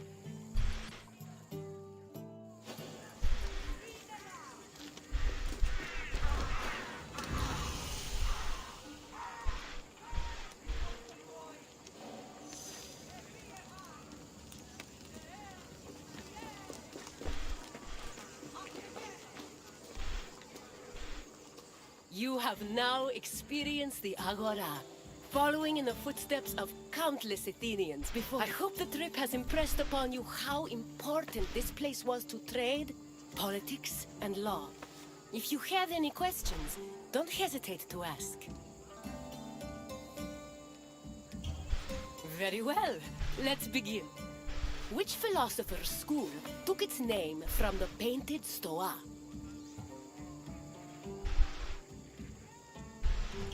Socrates was one of the greatest minds in Greece, but there are no records of him teaching at the painted stoa. Try a different answer. Aristhenes is often called the founder of the school of cynicism, which had no relation to the painted stoa. Keep trying. Yes, Zenon taught at the stoa, and so he and his followers were dubbed Stoics. Time for another question. What other name has the Iphistion gone by? That is another building entirely, located on Athens' Acropolis. Try another answer. Correct. The name was inspired by the scenes showing the hero Theseus, which decorate the temple. Only one question left. When Athens lost the Lavrion silver mines during the Peloponnesian War, which statue did they melt down to mint new coins?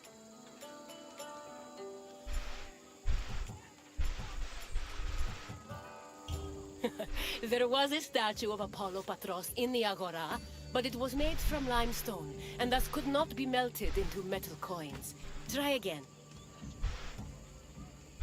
Athenians used the monument of eponymous heroes as a notice board, but its statues were not melted for minting material. Keep trying. Correct. The Athenians melted down a statue of Athena to mint gold coins. It's clear you are very familiar with the Agora of Athens. I'm impressed.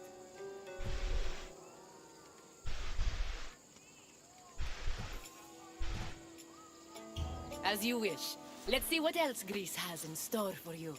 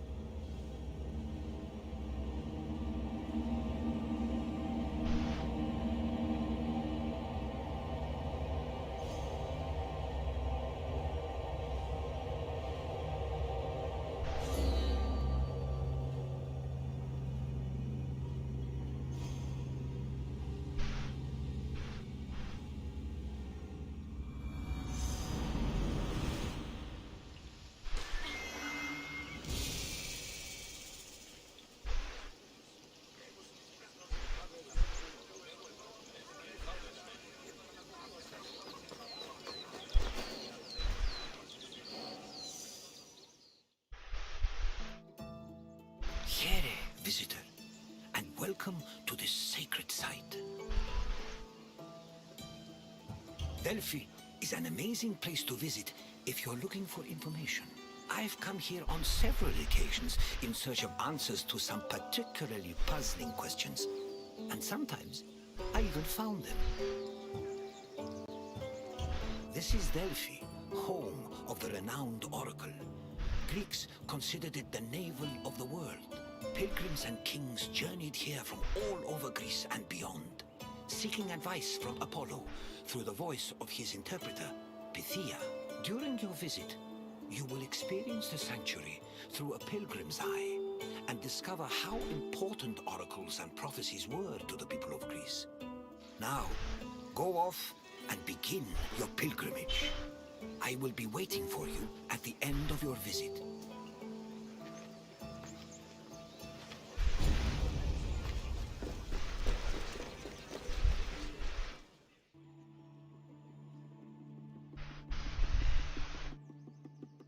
On their journey to the Temple of Apollo, pilgrims walked this sacred path up Mount Parnassus.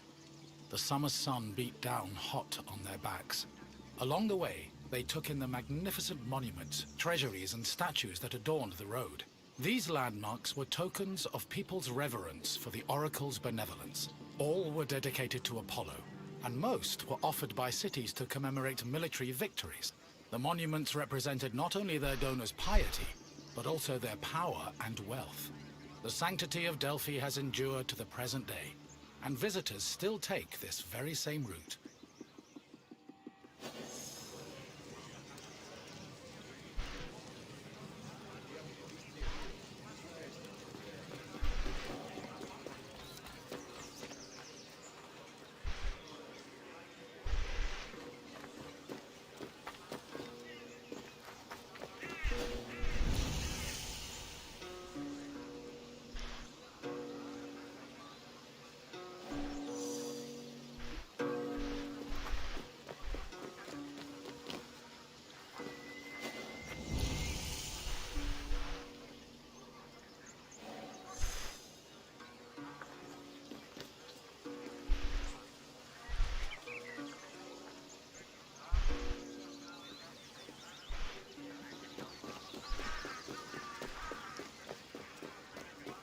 சான்ஸே இல்லை லொக்கேஷன்ஸ்லாம் இதெல்லாம் பார்க்க வேண்டியது.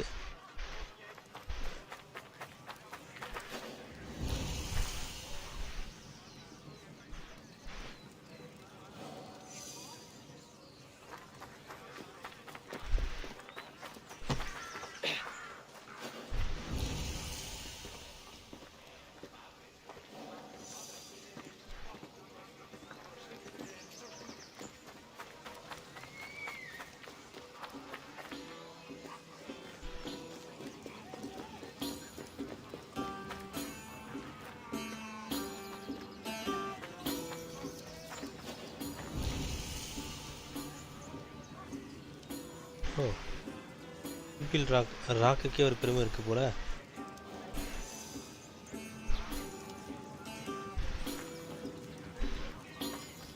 So proud others born to be Spartans. They'll ride through the fire they face.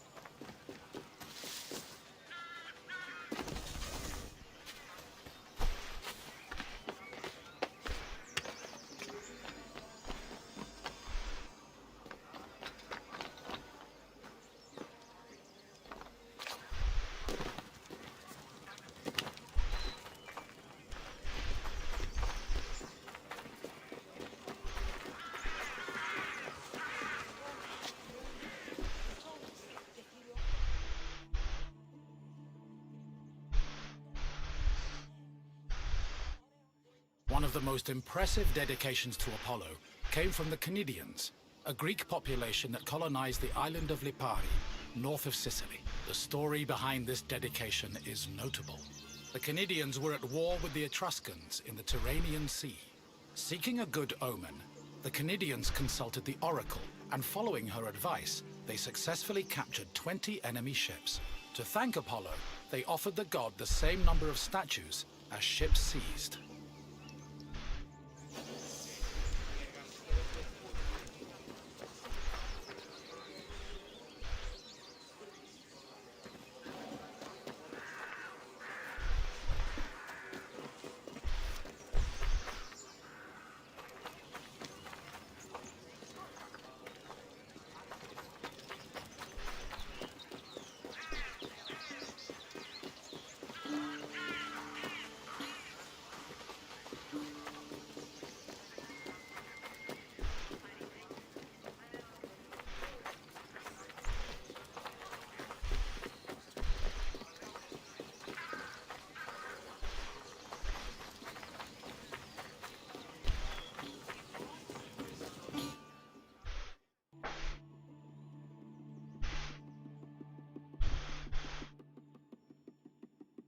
Next to the Naxian Sphinx stood a simple structure to display offerings from the Athenians, most of which were spoils of war. In particular, these offerings, called ex-votos, were prows of sunken Persian ships.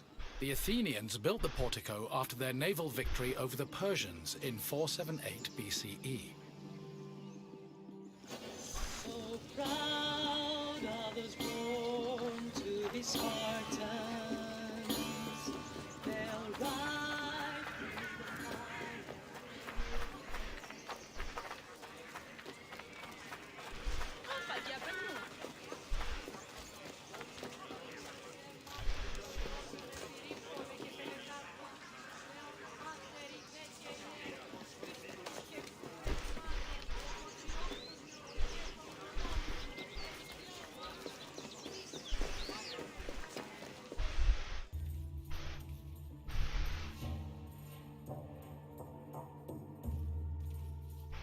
Once arriving before the temple, pilgrims wishing to consult the oracle had to first pay a tax.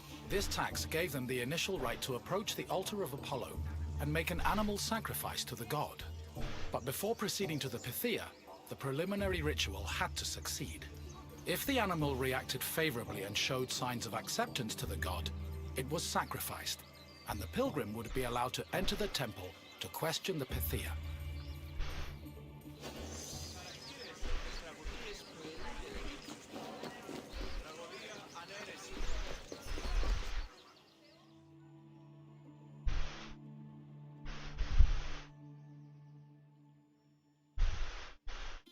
At last, we arrive at the Temple of Apollo, where the oracle relayed her prophecies. The temple was the final destination of those seeking an audience with the Pythia, and its appearance matched the majesty of its purpose. Atop its imposing columns, the structure's pediments displayed famous mythological scenes, sculpted by the renowned Greek artist Antenor.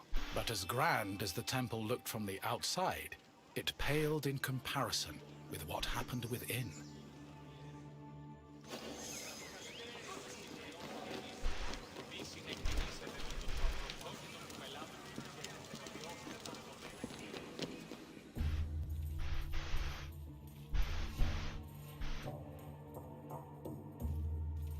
Prophecies were given in the most restricted part of the temple, the adytum, by a chaste woman known as the Pythia.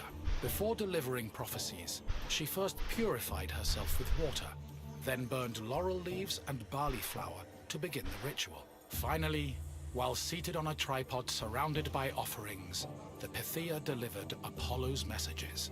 Her words were often strange and indecipherable, and required further interpretation by the temple's priests. Despite much research, the exact causes of the oracle's behavior while prophesying are debated to this day.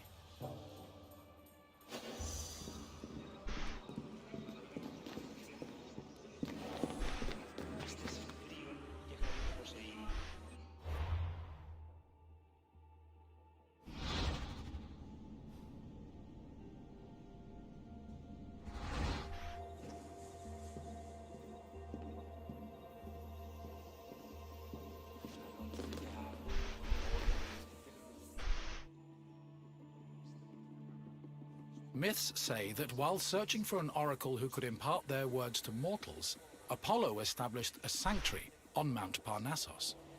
Apollo took over this site by slaying its sinister guardian, the snake-like Pytho.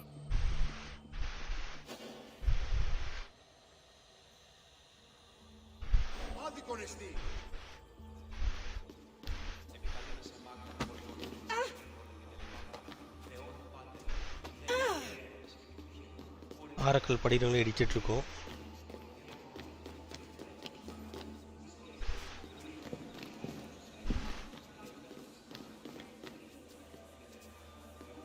Prophecies were given in the most restricted part of the temple, the Aditum. Before delivering prophecies, she first purified herself with fire. Her words, despite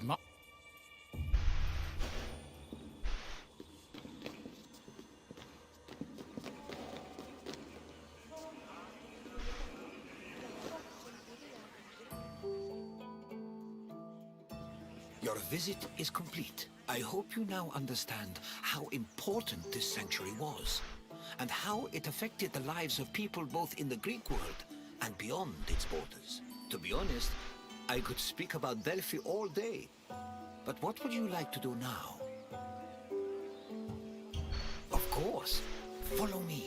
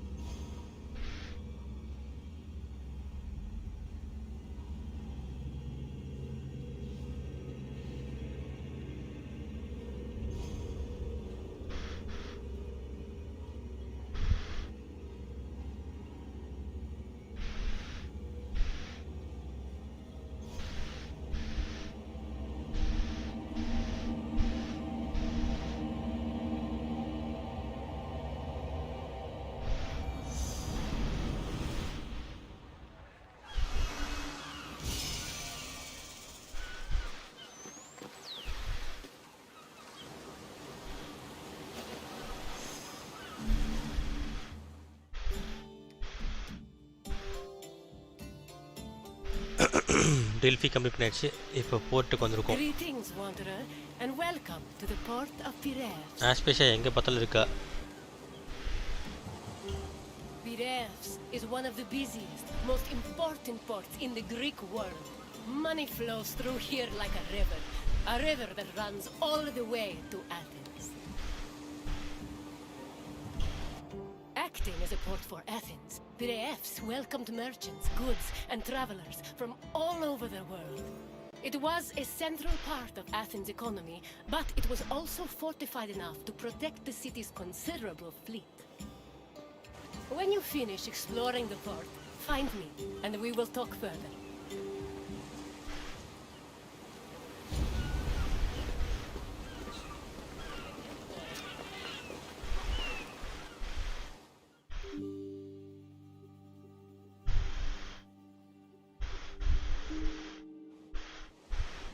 Piraeus, a peninsula southwest of Athens, became the city's main port after the politician Themistocles encouraged the development of its natural harbors.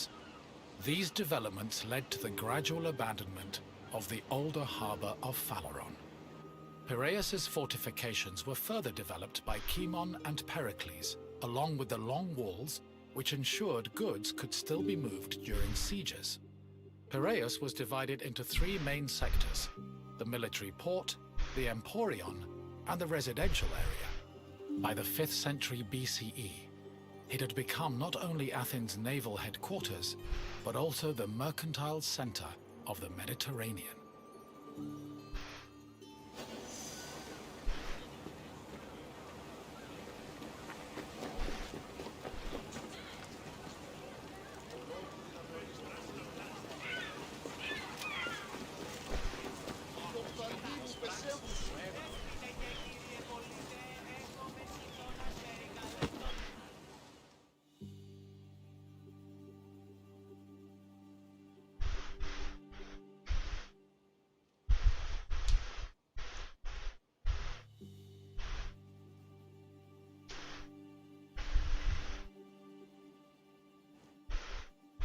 Piraeus' development during the 5th century BCE attracted a large population. Many craftsmen, merchants, bankers, sailors, and ship owners moved to the port in great numbers. The population was a mix of Greek citizens, foreign visitors, and immigrants known as metics. The variety of the port's inhabitants gave Piraeus a cosmopolitan atmosphere. Most of the residents were involved in trade, but others worked on shipbuilding or in larger-scale industries like shield factories. Piraeus' commercial focus offered many opportunities for those seeking to increase their wealth and status. One such rags-to-riches tale is that of Passion, a slave who eventually became a citizen and earned a fortune thanks to his bank and his shield factory.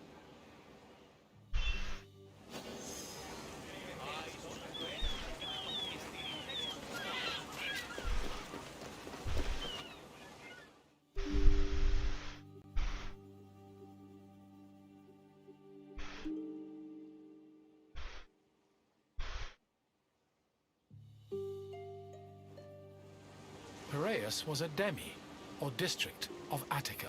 Because of its size, function, and varied population, it had a much more complicated administrative structure than other demes. Above all, Piraeus was closely monitored and controlled by the Athenian assembly due to its importance to the city. Within the port, there were two separate categories of trade: international trade, which took place in the Emporion, and retail trade, which was managed by Kapoloi in Piraeus' agora. Okay.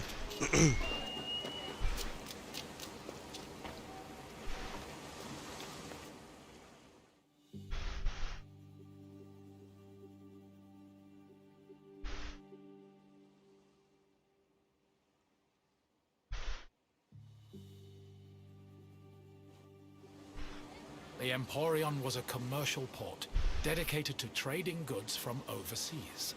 All international transactions were required to be made within its limits and needed to be exclusively wholesale.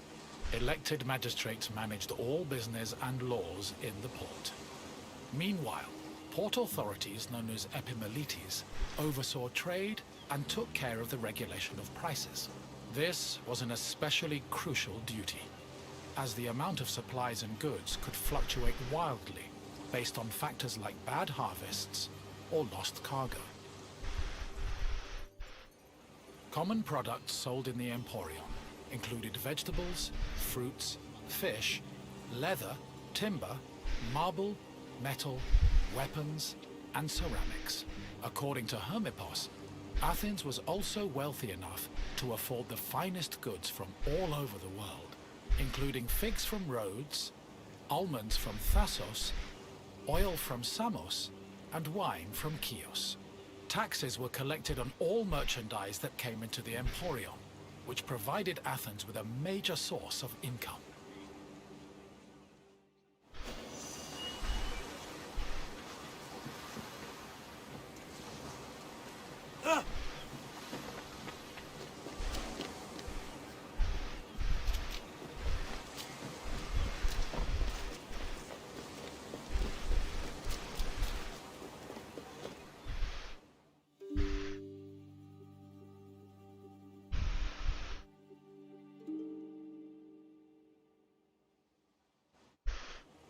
After arriving in the Emporion, merchants set up samples of their goods in a display area called the Deigma.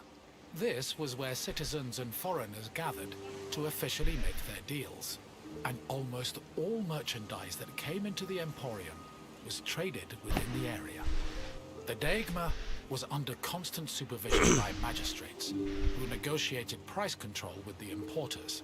They would occasionally give special privileges to those who agreed to sell at lower prices. These privileges ranged from tax exemptions to specially reserved seating in the theater.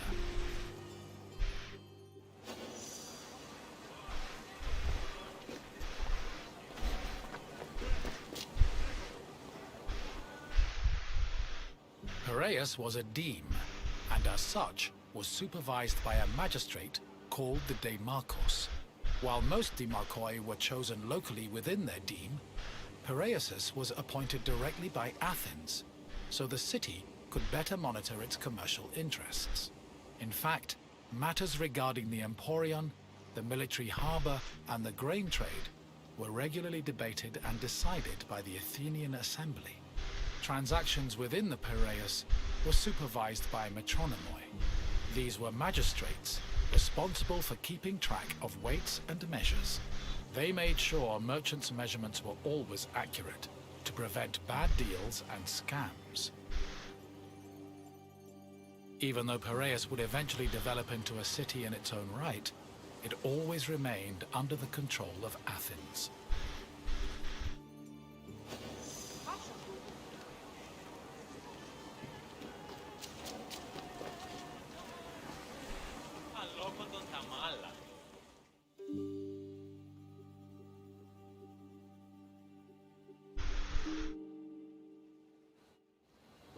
A commercial tax of 2%, or a pentecost, was placed on all cargo entering and leaving Piraeus. The tax was collected by a group of 5 people called Pentecostologoi. According to Andocides, this position could be bought for the hefty sum of 30 talents, or 180,000 drachmae. However, most of these officials made a profit of up to 6 talents, making the job very lucrative. While merchants were responsible for setting the value of their goods, Pentecostologoi had the power to challenge the value, if they saw fit. Furthermore, merchants were required to register with these officials before they could transport, display, and sell their goods. Overall, this system provided Piraeus, and by extension Athens, with a tremendous amount of money.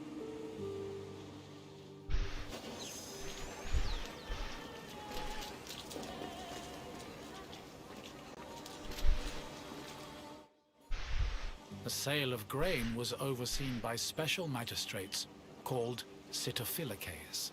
Since some Greek cities had a grain deficiency and relied heavily on imports, these officials were extremely important. Their duties encompassed all aspects of grain commerce, including price control and profit margins, to ensure Athens remained well-fed. This is no surprise. Grain was so important to Athens that 2/3 of all stocks were required to be transported and sold at the city's agora by law. According to Demosthenes, the significance of the sitophilakes was such that if they failed in their duties, they faced the death penalty.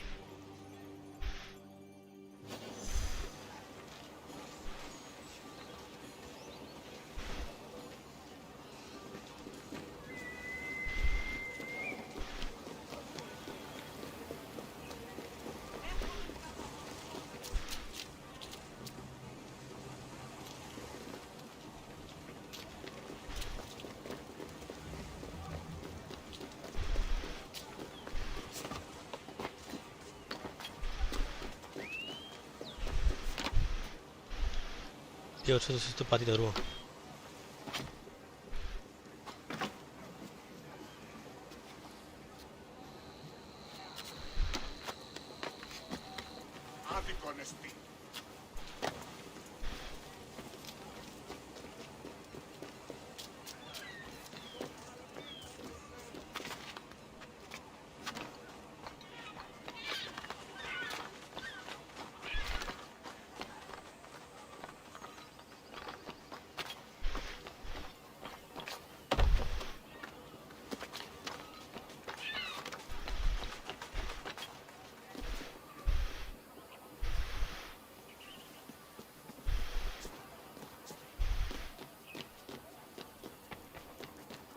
CD செம்மையா இருக்கு.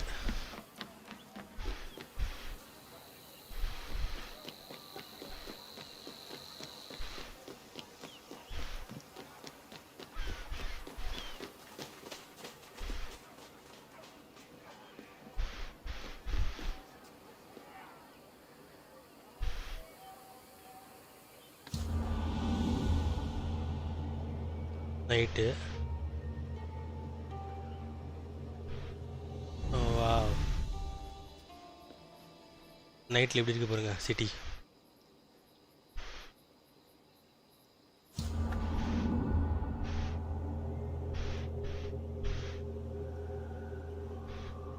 பகலாக்கிடுவோம். நம்ம game பிளேக்கு அப்போ தான் பக்காவாக இருக்கும்.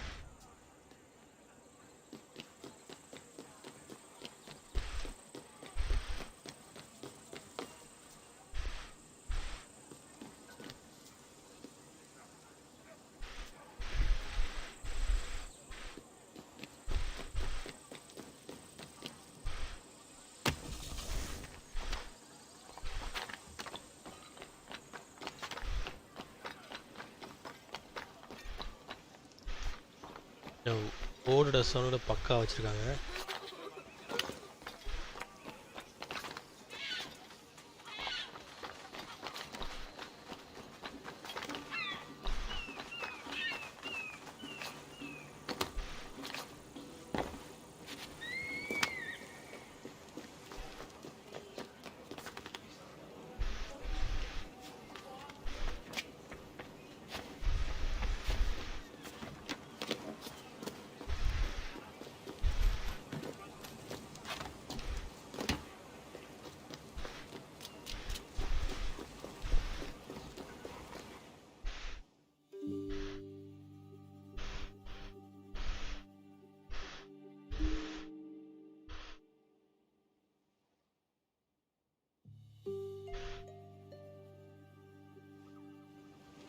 The Emporion operated on a foundation of credit and loans. Overseas commerce was handled by two types of tradespeople. Emporoi transported cargo in borrowed ships, while Naucleroi were ship owners who moved goods on their own vessels. Elsewhere in the Emporion were bankers and accountants who Thanks for liking the arranged video. loans Thanks. and kept Please track support of and subscribe. incoming and outgoing ships. Emporoi and Naucleroi financed their maritime voyages with these loans, which இது வந்து often had just a high discovery tour, interest rate due breeze to the dangers of sea travel. Emporoi used the loans to pay for both the cargo and the right to a ship, while Naucleroi only had to pay for their crew. Loans and interest were repaid upon a ship's return to port. However, in the event of a catastrophe such as a shipwreck, the merchant and ship owner were released from their obligations, and the losses were transferred to the lender.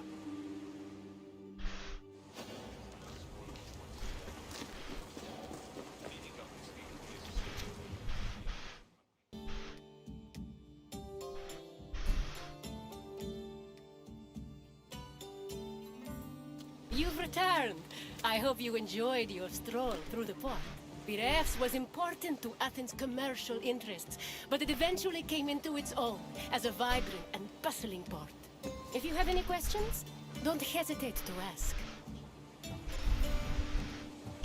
If you say so, let us see what you've learned, Wanderer. First, a simple question. Which Athenian politician originally encouraged the development of Piraeus' natural harbors? Correct. Themistocles saw Piraeus' potential as a port and encouraged its development. On to the next question. What did the Sitophilakes supervise? Yes, Sitophilakes had the extremely important responsibility of handling all matters related to grain commerce. Only one question left. What was the name of the slave who took advantage of Piraeus' opportunities to earn themselves citizenship? Prometheus was the mythological figure who gave fire to mankind. I don't think he had much interest in business opportunities. Try another answer. Correct. Passion managed to earn a fortune Passion. and achieve citizenship thanks to both his bank and a successful shield business. Your knowledge of Piraeus is impressive. Well done, Wanderer.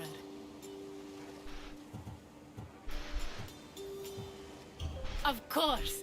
Follow me, Wanderer.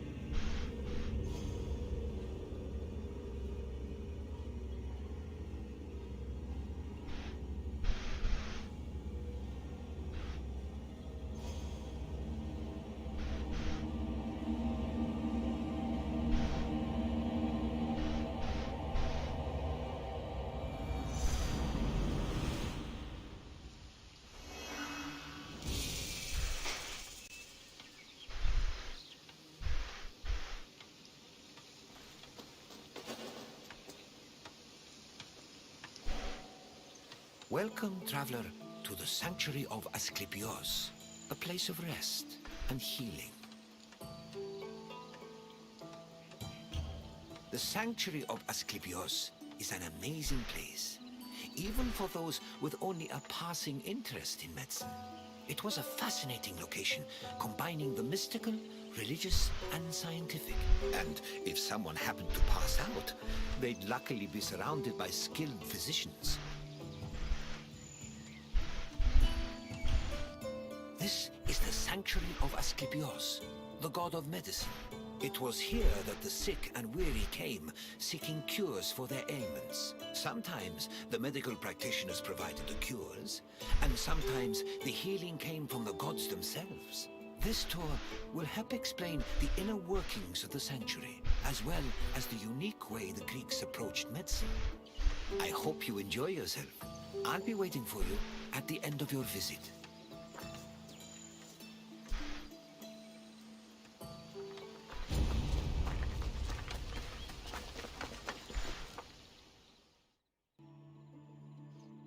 The ill and infirm came to this sanctuary to pray and offer sacrifices to Asclepios, the god of medicine. According to myth, Asclepios was once a mortal physician who eventually became a god. He had many sanctuaries across Greece, but the most famous was in Epidaurus. When pilgrims passed through the entrance of the sanctuary, they could read this inscription: "When you enter the abode of the god which smells of incense, you must be pure, and thought is pure when you think with piety."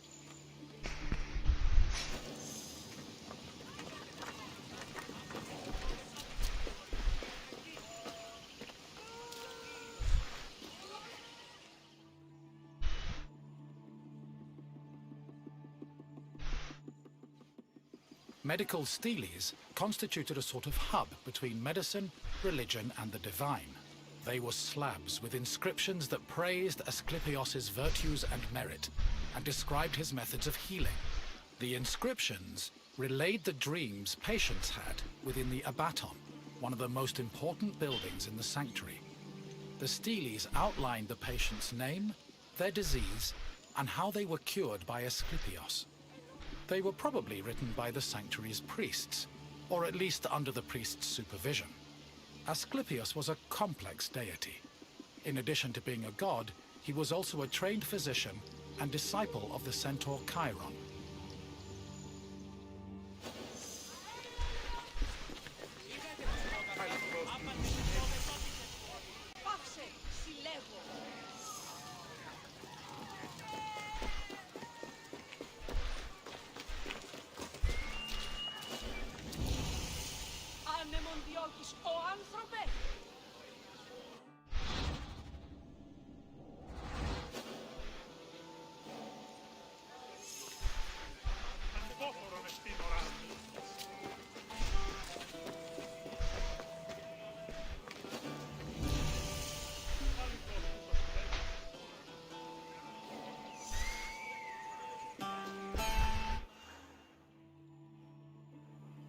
In ancient Greece, religion was inseparable from rites, processions, and sacrifices. This was no different in Epidaurus, and visitors to Asclepios' sanctuary needed to prepare themselves accordingly. Pilgrims cleaned themselves in order to be pure, then offered Asclepios food like honey cakes, cheesecakes, baked meats, and figs. The food was placed on the sanctuary's holy table, where it was presumably later taken by priests. After the preliminary offerings, visitors were allowed to enter the abaton, where they would hopefully encounter Asclepios in a dream. Medical steles also mention that healed patients sometimes gave additional offerings to Asclepios as thanks for being cured.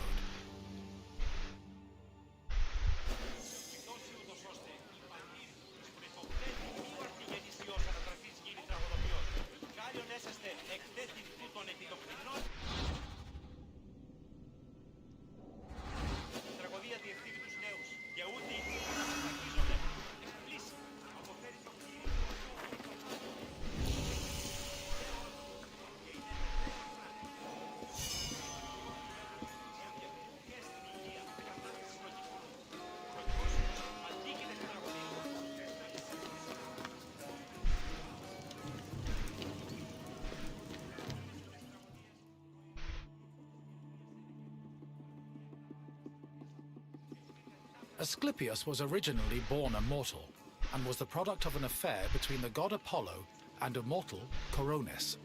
Apollo killed Coronis after discovering she had been unfaithful, and ordered her body burned on a funeral pyre. However, he rescued his unborn child from Coronis' womb before the fire consumed her body. Apollo gave the baby to the centaur Chiron, who raised Asclepios and taught him to practice medicine. Over time, Asclepios became so skilled in the art of healing, he could even raise the dead.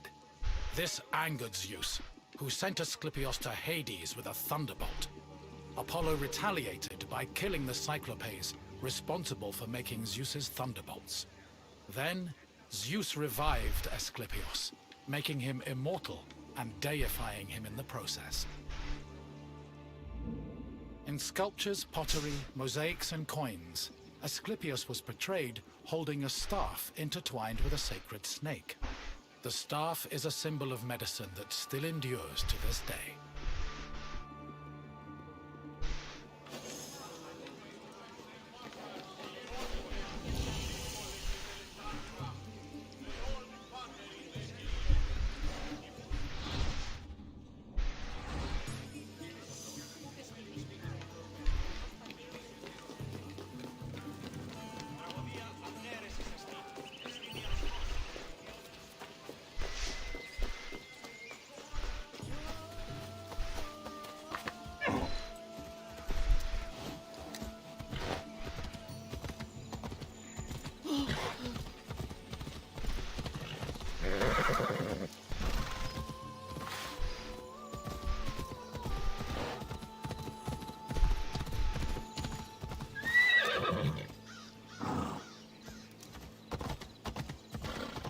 பண்றானுங்க.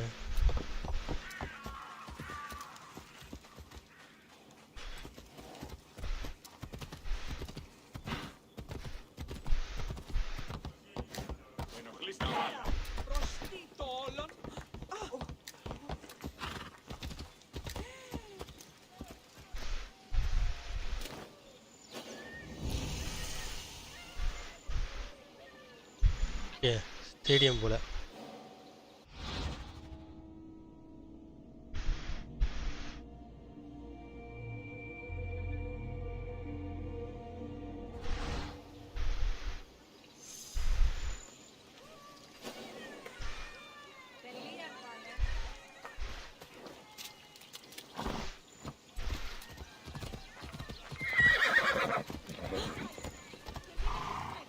பதறிச்சு விடுது.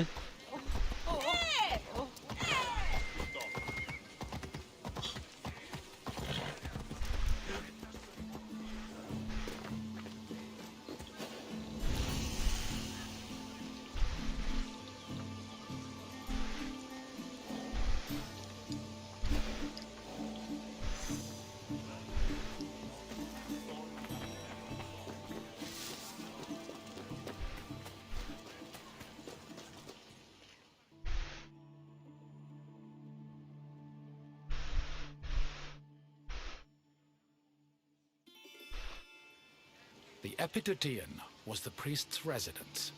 As the link between patients and the gods, priests were essential to the operation of the sanctuary. They were often elected into the priesthood for one-year periods, but could also buy themselves a position if they were wealthy enough.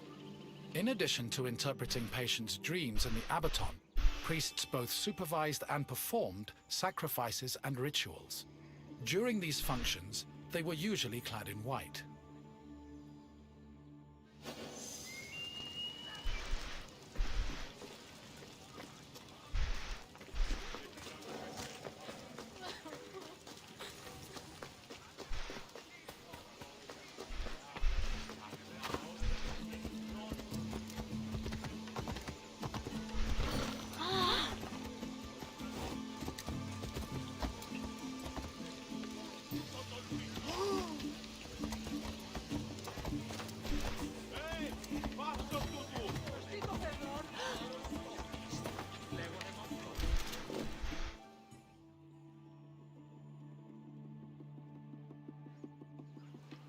The Abaton was built in the northern boundary of the sanctuary, where it surrounded a sacred well whose water was believed to have therapeutic properties. The Abaton was where pilgrims went for incubation, or dream rituals. Details of the incubation ritual have been described in unearthed medical steles. They were also noted in Aristophanes' play Plutos, which featured a more comedic view of the process.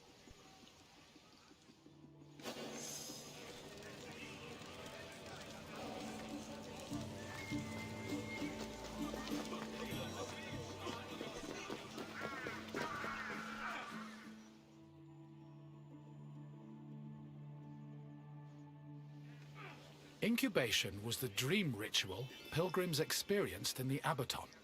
After completing the necessary preliminary rituals, pilgrims were allowed to enter the sacred building, where they lay prone. As they took in the smell of burning incense, the sanctuary's priests extinguished the oil lamps and asked them to sleep in silence. Once they were asleep, Asclepios would appear in their dreams and give his medical advice. The advice included diet and treatment recommendations, as well as requests for specific offerings or religious rituals. Upon waking up, priests interpreted the patient's dreams, unless a patient had been miraculously healed in their sleep. However, if a patient was completely beyond help, they were removed from the Abaton. This was to adhere to a ritual law that stated that no one could die or be born within the building.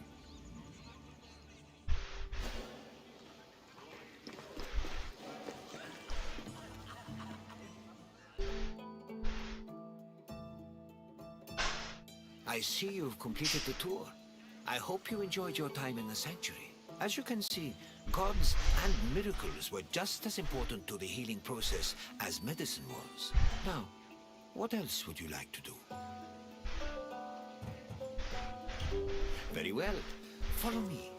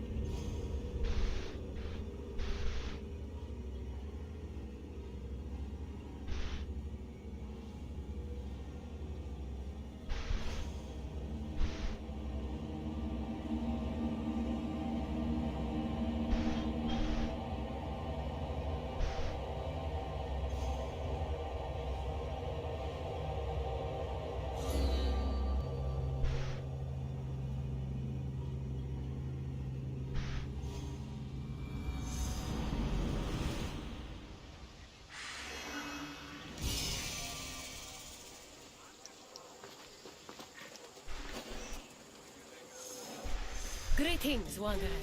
It is my pleasure to introduce you to a unique tour.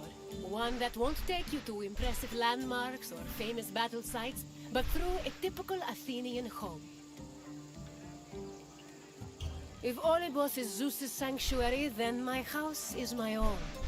It is a place where I can shelter myself from the noise and stress of city life.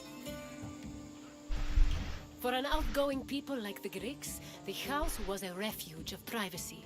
Inside, they could escape from the constant demands of civic life to enjoy the simple pleasures of family life. Look for me when you are done, and we can discuss the things you've seen. Farewell for now.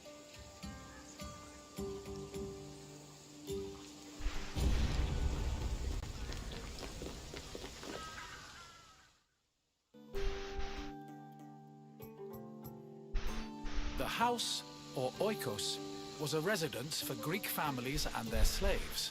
Contrary to modern houses, which look outward, the Greek household was built to look inward on a courtyard. The courtyard was the house's central fixture. It was the building's main source of daylight, and also the location of religious altars dedicated to worship. The building itself was made up of familiar accommodations, including bedrooms, storage rooms, a kitchen, and a living room. Women were generally in charge of tending to the home, which in Greece was called oikonomia, a term that inspired the modern word economy.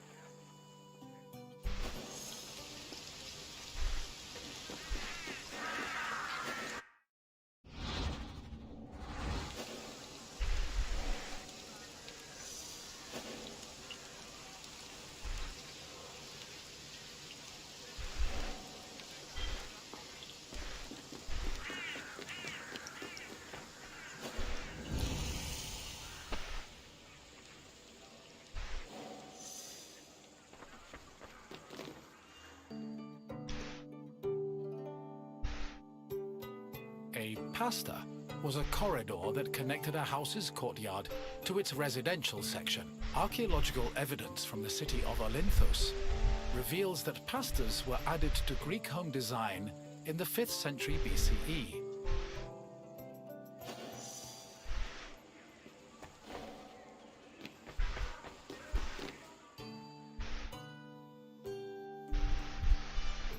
Greeks had no qualms about combining their work and their private lives, and many of them worked from home. Artisans like blacksmiths, sculptors, and potters often had workshops in their houses. Some even operated small stores to sell their work. Similarly, doctors were known to treat patients in special offices located in their homes. Women also worked in the house and were responsible for making textiles, as well as producing clothes and supervising weaving, which was carried out by slaves. If the household was wealthy enough, they could even produce a surplus of textiles to sell in times of financial difficulty.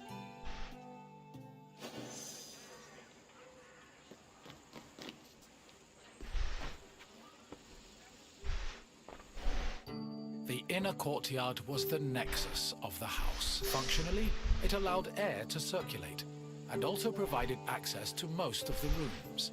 It also sometimes housed a well or a cistern that collected rainwater. In the center of the courtyard was an altar to Zeus Hercules, who served as the protector of the household.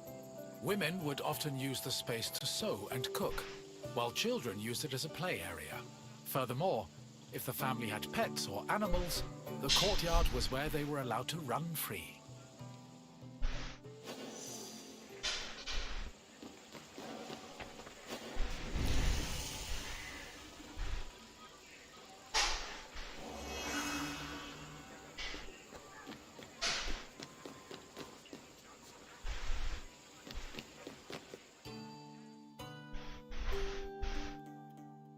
The bathroom was located in the back of the house. Much like today, it was used for cleaning and washing, although the Greeks used chamber pots instead of toilets. Most bathrooms had a luterion that could be filled with water for washing. Mirrors, razors, strigils, and sponges could also be found in the bathroom, along with small vases called arebaloi, which were usually filled with perfume or oil.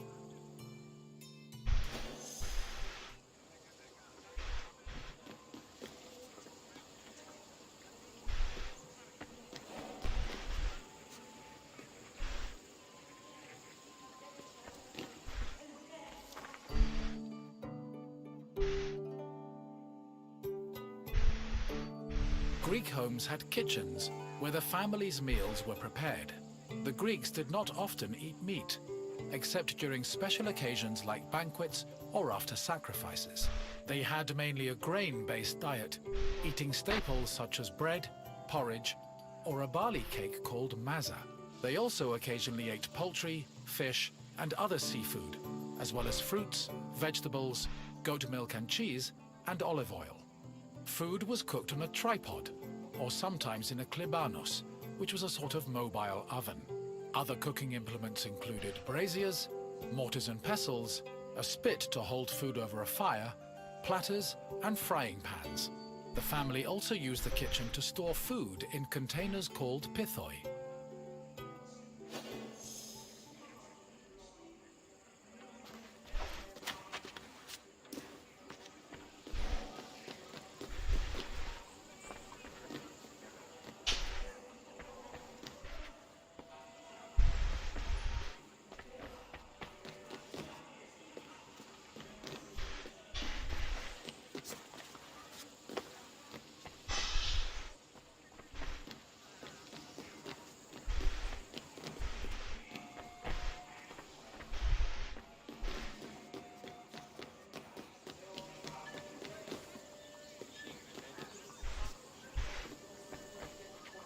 ஸ்பெஷியா எங்கே வந்து நின்றுருக்கா பார்த்தீங்களா?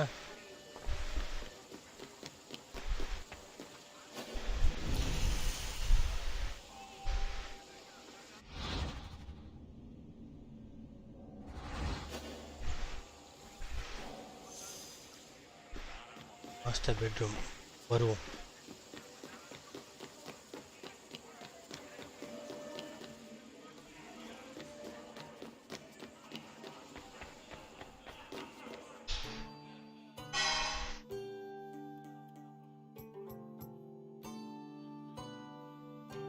Symposia were major social institutions in Greece. They were drinking parties held exclusively for men. The party took place in the men's section of the house, the andron, where residents and guests reclined on special couches called klinai.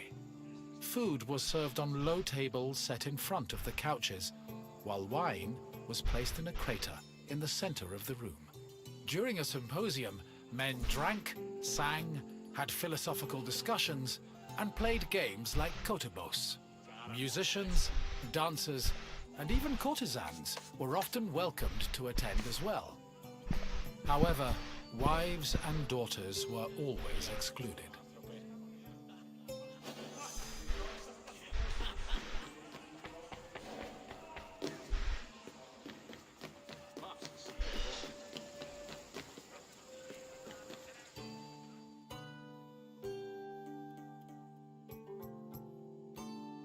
The Pyrgos, or upper stories, was the women's quarter of the house, where they could pursue their activities and observe the city without being seen themselves. The rooftops were also used in a special rite called the Adonia, a private celebration held in honor of Adonis, which was reserved for women. At the beginning of spring, women filled terracotta pots with soil and lettuce seeds, then climbed a ladder to place the pots on the rooftop. These pots served as the women's very own Gardens of Adonis.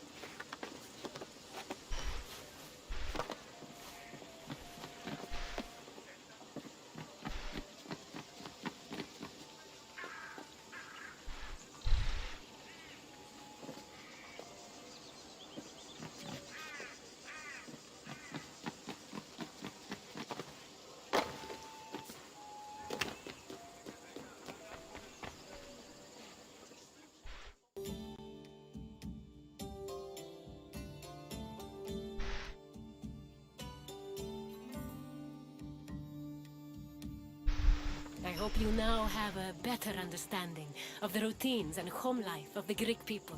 What would you like to do next?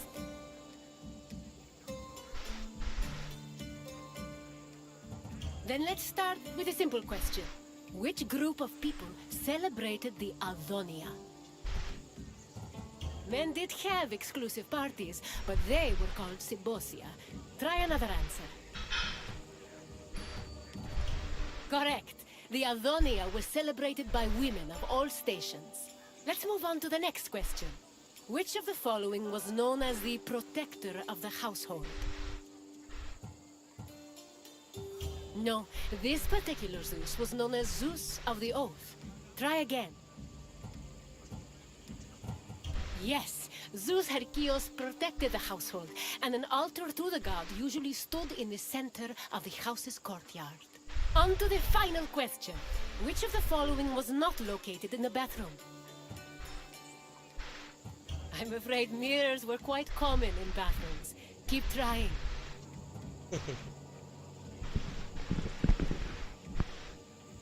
Strigils were often found in Greek bathrooms, where they were most likely used to remove sweat before bathing. Try again. Cool. Correct. The Klivanos was a mobile oven tara usually fasting. found in the kitchen. Wrongly. It seems you really know your way around Greek homes. Well done, wanderer. தப்பா சொன்னா அத்தான் செஸ்ல பண்ணிருப்பாங்க. As you wish. Come with me.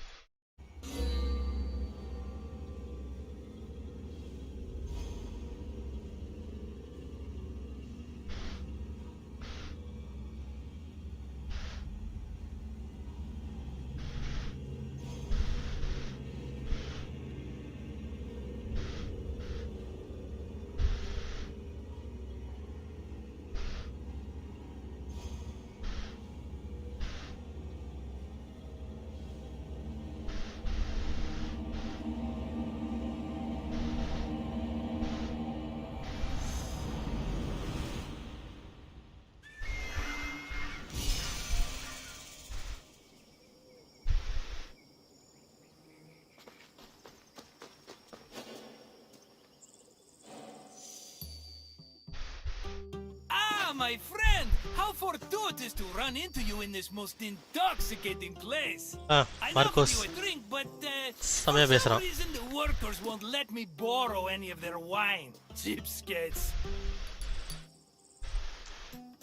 Okay Why, first time I'm வரான். Marcos, of course, one of the most successful merchants in all of Greece. You really haven't heard of me? My name is known from Kefalonia to Kos. If you've ever paid money for something, I probably received a percentage. But enough about me. Let's go back to what you're doing here.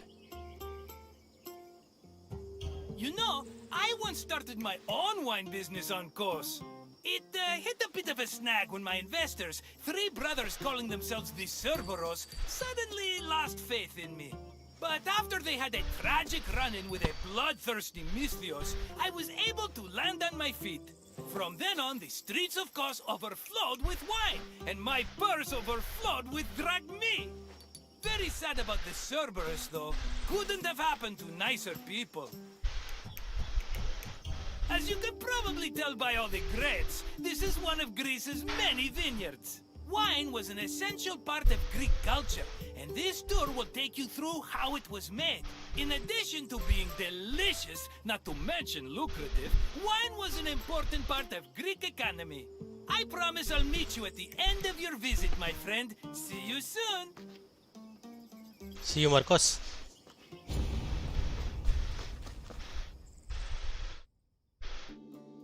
Winemaking dates back to the 4th or 3rd millennium BCE. It became widespread in Greece during the Bronze Age, and within centuries, the Greeks had refined it further. The first step in the process was always harvesting, where grapes grown on rows of vines were collected by vineyard workers. According to Homer, harvesting was often accompanied by music to give it a more festive atmosphere. Ancient Greek wine mainly came in 3 different varieties: austeros, glucathion, and autokratos. It could be flavored with spices, herbs, resin, and even perfume. It was also much stronger than modern wine, with an alcohol percentage of approximately 16%. Because of this, the drink was mixed with water to make it more palatable.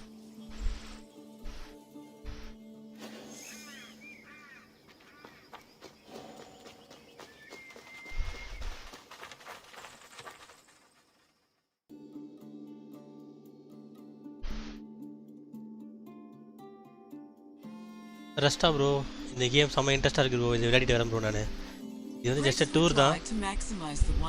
செம்மையாக இருக்குது bro இது. So எனக்கு history ரொம்ப பிடிக்கும். Ancient history, creek tour அதை பார்த்துட்டு இருக்கேன். Then covering them at night to protect them from accumulating dew. According to Hesiod's poem, Works in Days, the ideal time to dry grapes was 10 days. நீங்க விளையாடுங்க bro. எனக்கு தெரிஞ்ச server ஃபுல்லா இருக்குன்னு நினைக்கிறேன். மொத்தம் 4 பேர் தான் விளையாட முடியும். நீங்க விளையாடிட்டே இருங்க, நான் வரேன். Were collected in jars, just as they are today.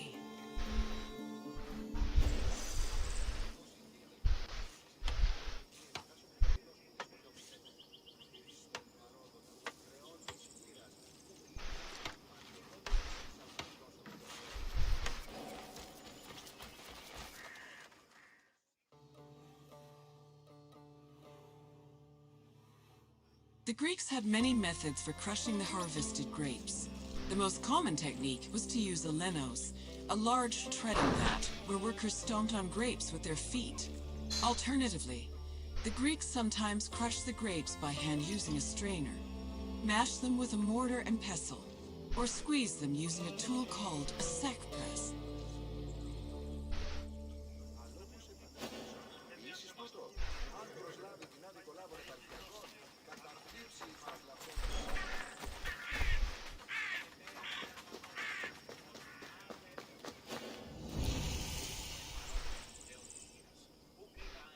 Wine சரக்கு.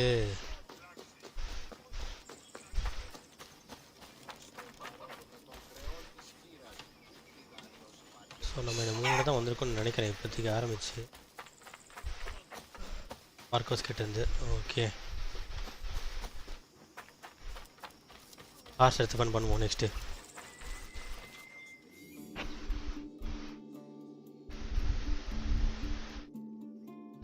After the grapes were pressed, the resulting juice was poured into large containers called pithoi, where it fermented. Once fully fermented, the wine was filtered through an ethmos or sack, which separated it from the residual yeast called lees. The wine was then placed in a special storage room. The room was half buried to keep it dry and maintain a consistent temperature of 15 degrees Celsius. These measures ensured the wine wouldn't lose any of its quality before being shipped to market.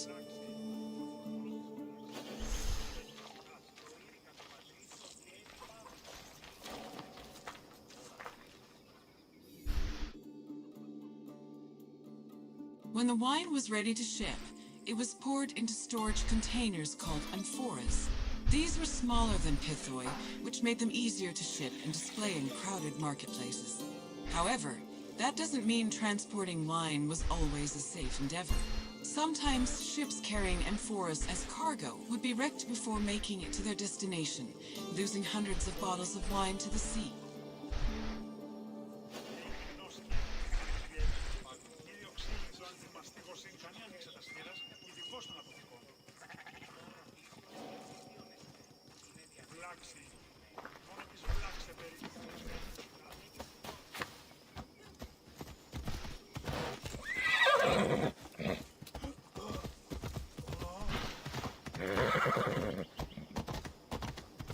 வரட்டு குதிரையாக இருக்குது.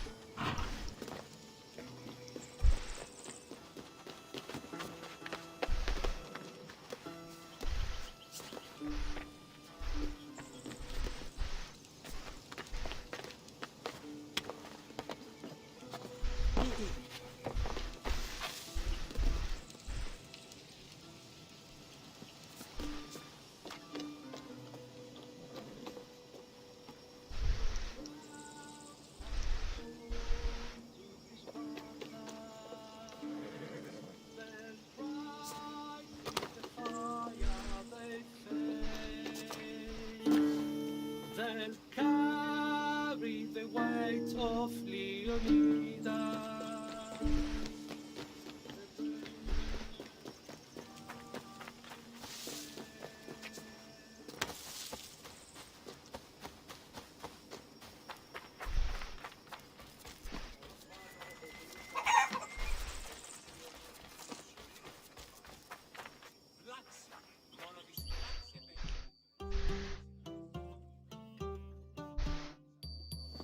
My friend, are you drunk with knowledge? I hope you enjoyed yourself learning about all the picking, stumping, and bottling that goes into making Greece's favorite beverage. Maybe if my customers understood how hard winemaking was, they'd agree more with my perfectly reasonable prices. But let's talk about something else, yes? What else can I do for you? You want your intelligence tested? Well, let me tell you, my friend, no one is more qualified for that task than me. Let's get started. What container was used to ship wine to the market? And if moss was actually a strainer, not a container. Although both words end in "aner," so I understand the confusion. Try again. Yes, wine was stored in amphoras during its long journey to market. Here's another question. Which of the following wasn't a type of wine variety? No, Автokrator was wine of the medium sweet variety. But don't give up yet. Glycazon was the sweetest type of wine, and my personal favorite. But it is not the correct answer. Try another எல்லா one. ஆன்சரும் தப்பே சொல்லணும் அப்போ தான் வந்து explain பண்ணுவாங்க. Correct. Thasos was an island famous for its vineyards. Not a specific type of wine. Just one more question to go, my friend. Which part of the winemaking process created the grape juice necessary for wine? That's the one! The harvested grapes were pressed in a linos, often by the feet of vineyard workers. Just try not to think about that last part whenever you have a cup of wine. You know your wine. You're as good with facts as I am with money, and that's really saying something. Such an enterprising spirit. I like that. Follow me, my friend.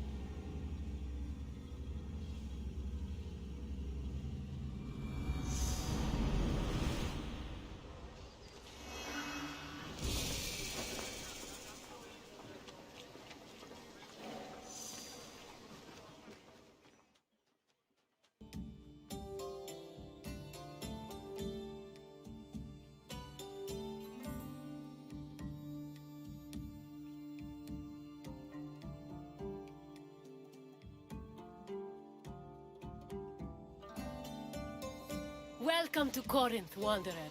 I have a special visit planned for you today. It's an intimate, informative look into the daily lives of Greek women.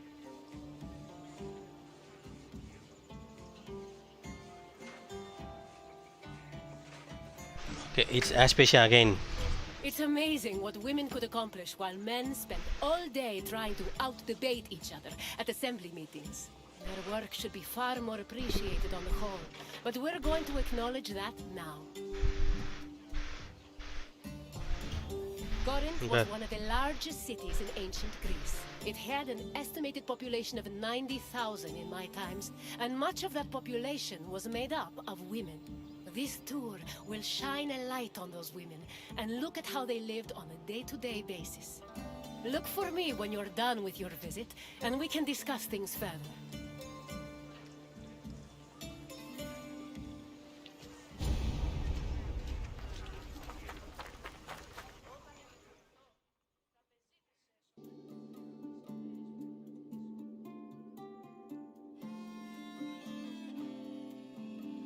Young girls growing up in ancient Greek cities were usually raised by a nurse. They mostly stayed in the women's quarters of the house, the gunaikon, where they spent their time spinning threads and weaving. While there is not much historical evidence of young girls at play, especially compared to boys, it was still known to happen. For example, an ancient terracotta group depicts two girls playing ephedrismos. This was a competition to see who could strike an upright rock from afar using a pebble or ball. The game's loser had to close their eyes and carry the victor until they managed to touch the same rock with their hands.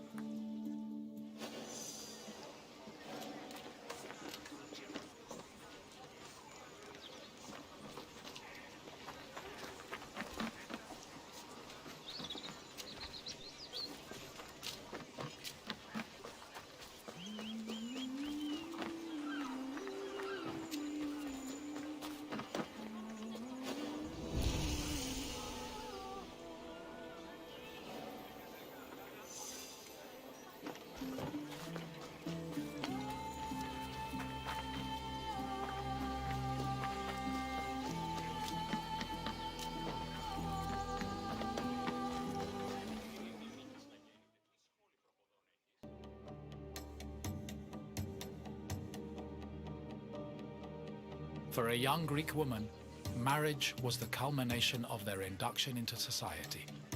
The average life expectancy for women was about 40 years, so most marriages took place when the bride was 14 or 15 years old. The marriage did not require her consent either. Instead, she was passed on from the protection of her father to that of her husband. Married women were not technically citizens at the time, and lacked the rights that came with official citizenship. However, they did receive a dowry that only they were allowed to spend, but in the event of a failed marriage, the dowry was returned to the bride's father. After the marriage was consummated, the woman's status changed from being a maiden to a bride. She remained a bride until the birth of her first child, wherein she officially became a woman.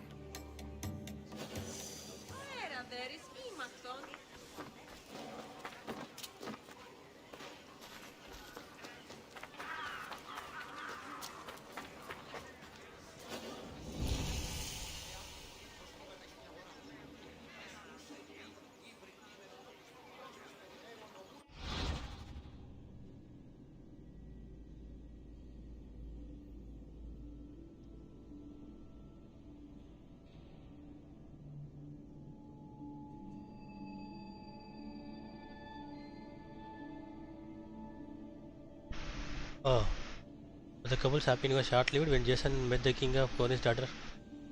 Lucky, he abandoned Medea to seek the princess' hand in marriage. Enraged, Medea gifted Glauc with a dress that was secretly poisoned. Upon wearing the dress, Glauca was burned alive.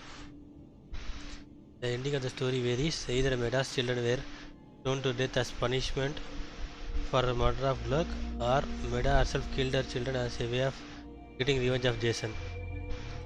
The legend of Medea was later told in a tragedy by the famous playwright Euripides. Imagine this suggestion about the seas, the golden fleece, stern and the Argo to the right.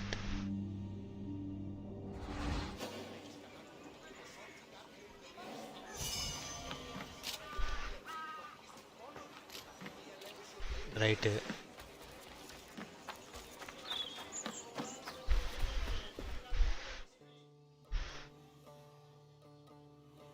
Women living in ancient Greek cities were essentially forbidden from participating in political life, and most aspects of their lives were controlled by men.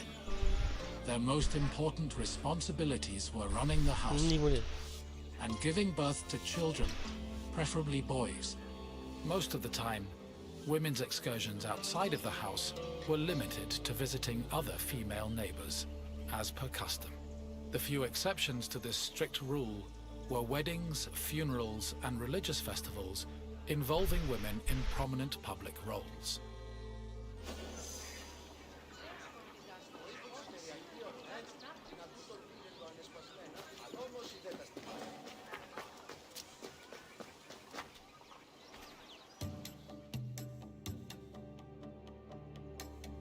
Making textiles was the main occupation of most Greek women.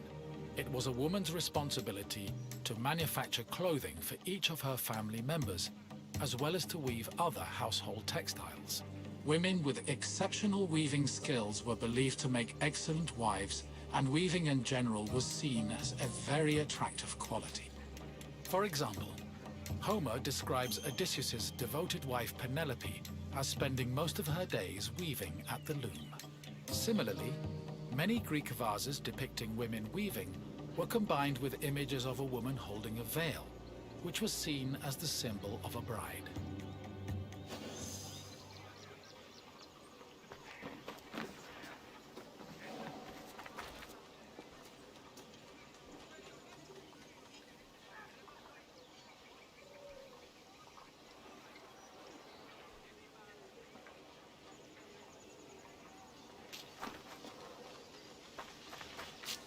Ancient Greek women cooked in their house's kitchen area. However, since their cooking equipment was small and portable, they also sometimes prepared meals in the central courtyard. This was also where women performed other domestic activities. These activities were rarely seen by visiting men or passers-by, because the architecture of classical Greek houses facilitated the social norm that women should never be seen at work.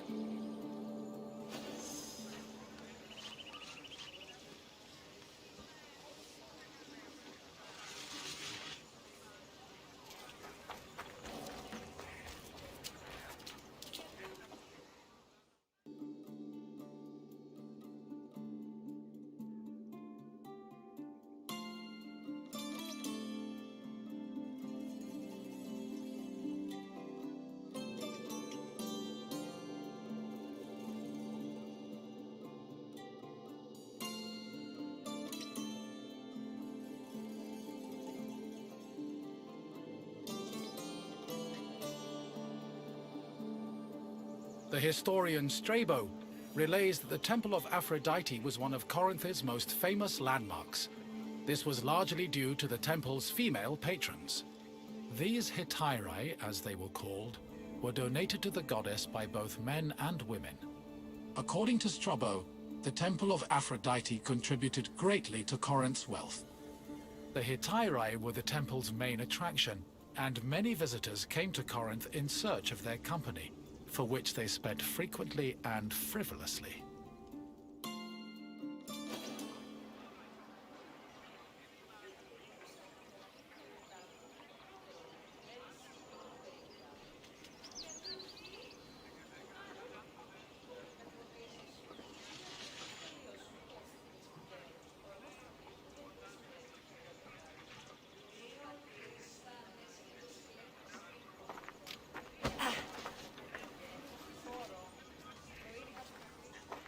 Hello again, Wanderer. I hope your visit was an interesting one. Greek women lived very restricted lives compared to men, but throughout it all, they held on to their strength and dignity. Is there anything else you'd like to do?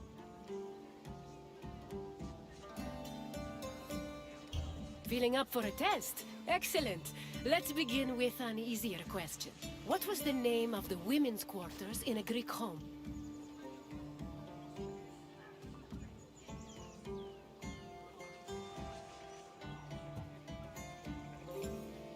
The Iraeon was a temple dedicated to the goddess Hera. Try again. The Andron was actually the men's section of the house, where they held their symbosia. Try another answer. Correct. The Gynekon was where young girls spent their days weaving and spinning threads. On to the next question. The Corinthian temple said to employ the Hetera was dedicated to which god?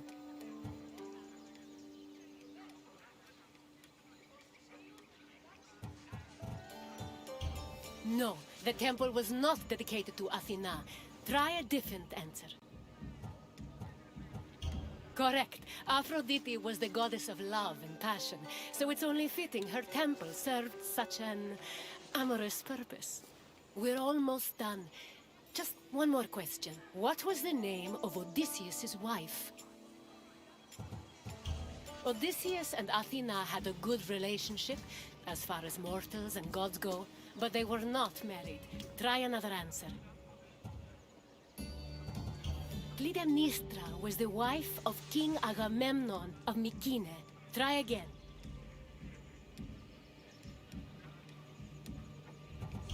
Yes, Penelope was Odysseus' loyal wife, who kept at her weaving while waiting for her husband to return from war. You passed the test, Wanderer. Congratulations. Of course! Let's see what Greece has in store for you.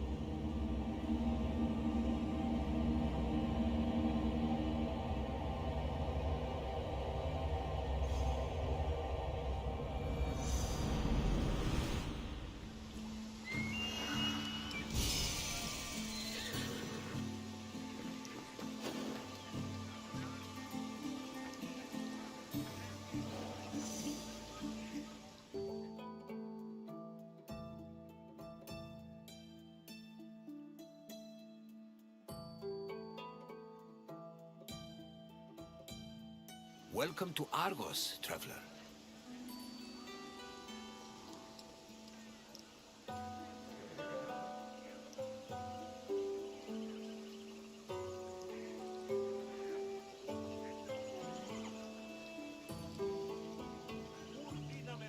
I have always admired the dedication of Greek metalworkers. Without them, we would not have the inspiring monuments that stir the hearts of Greek citizens everywhere.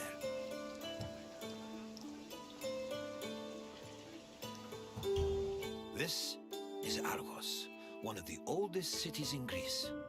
The Argives were an ingenious people, famous for innovations in areas like military tactics.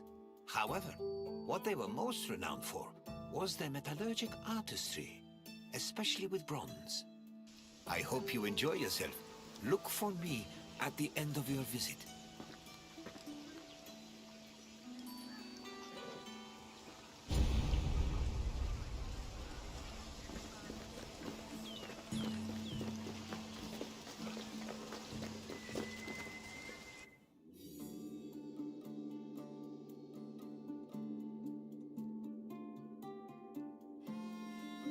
The area that would become Argos was inhabited as early as the 3rd millennium BCE, but it was in the 7th century BCE that it officially became a city-state.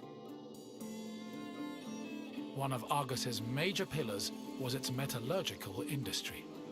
As far back as the 8th century BCE, the city was famed for making products like long dress pins and tripod cauldrons, as well as impeccable body armor.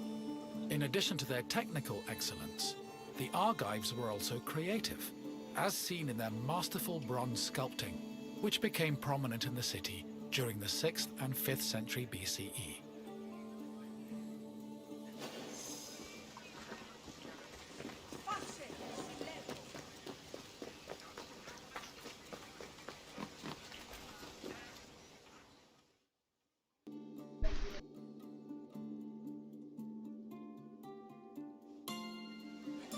Bronze is an alloy composed of 90% copper and 10% tin. Because of this, copper and tin needed to be smelted and combined to create the material needed for sculpting. After the bronze alloy was formed, it was melted in special furnaces. They required a tremendous amount of fuel and were usually supplied with charcoal made from specific types of wood. It's possible they were also coated with a protective lining of clay, which would have been sensible given the melting point of bronze is approximately 950 degrees Celsius. Once the bronze was melted and collected, the furnaces were dismantled and dumped.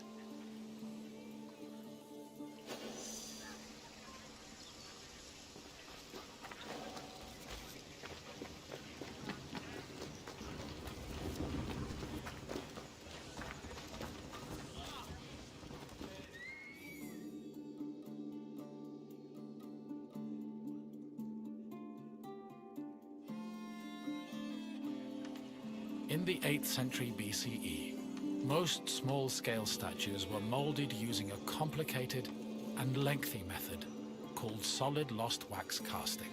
From the 7th century BCE onwards, metalworkers adopted the more efficient hollow lost wax casting. At its core, this process involved using sculpting models from wax, making molds over these models, then filling the molds with bronze to produce the desired shapes. The process was advantageous because it saved on materials, produced lighter statues, and reduced the chance of possible defects.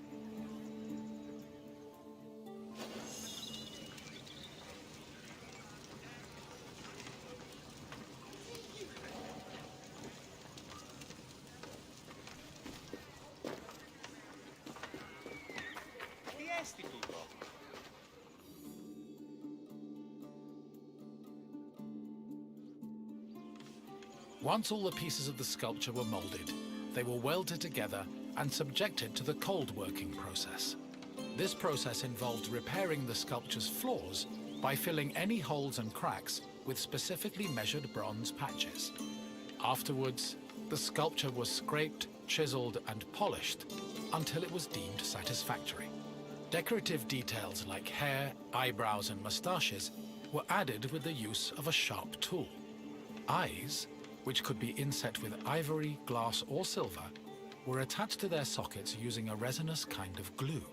Teeth and fingernails were inlaid with silver, and lips and nipples with copper.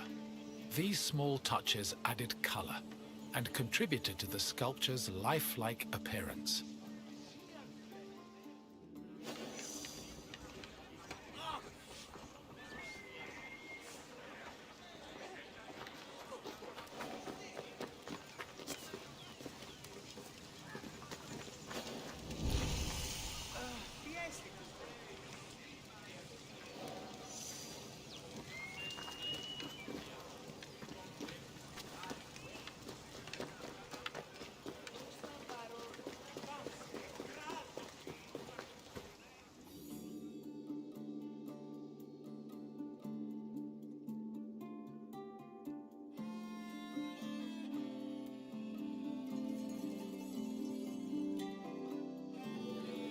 Bronze sculptures have a long and varied history in Greece. During the geometric period of 900 to 700 BCE, the sculptures mainly depicted idealized heroes, charioteers, and horses, and most of them were dedicated to sanctuaries. The Orientalizing period followed in the 7th century BCE. During this time, Greeks began adopting sculpting techniques from the East, and the depicted statues expanded to include mythological creatures like griffins and sphinxes. The Archaic period saw statues that reflected a better understanding of human anatomy, which eventually culminated in the realistic and powerful human sculptures of the Hellenistic period.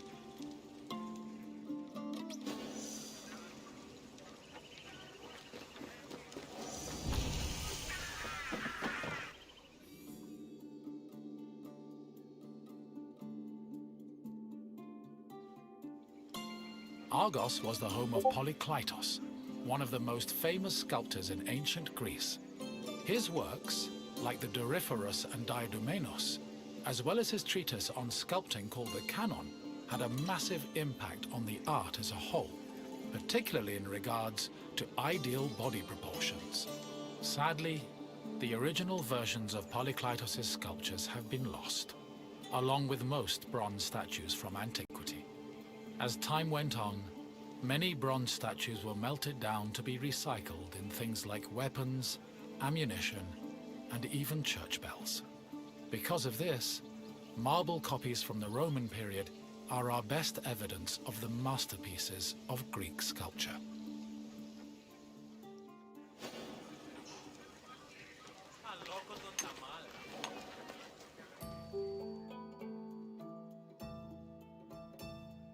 I see you have completed your tour.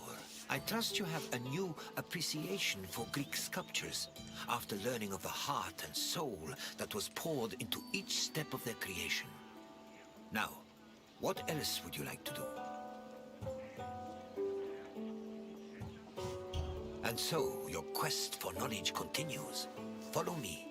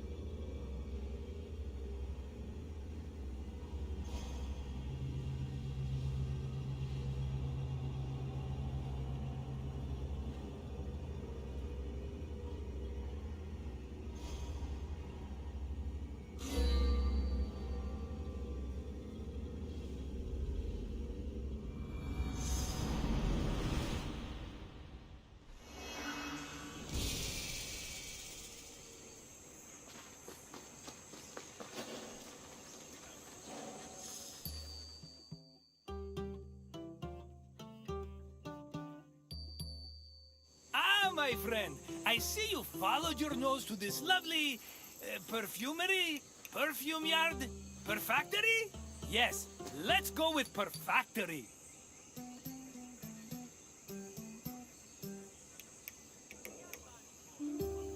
A word of advice from a former perfume peddler. Never start your sales pitch with, "You smell like you could use some perfume." It has a surprisingly low success rate.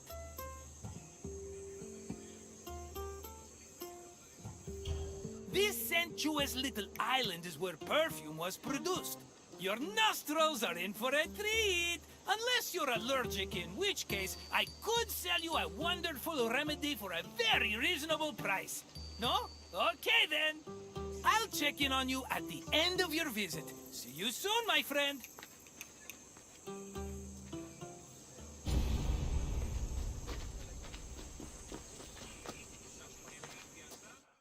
Perfume-making techniques were invented and perfected in Mesopotamia and Egypt, beginning in the 4th millennium BCE. By the time of the Mycenaean era, perfume played an important role in the Greek economy.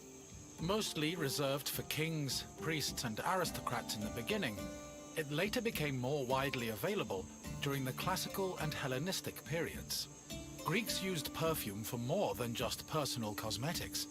It also had sacred uses. For example, cults would sometimes anoint their god's statue with perfume, and it was also used during rituals like weddings and funerals.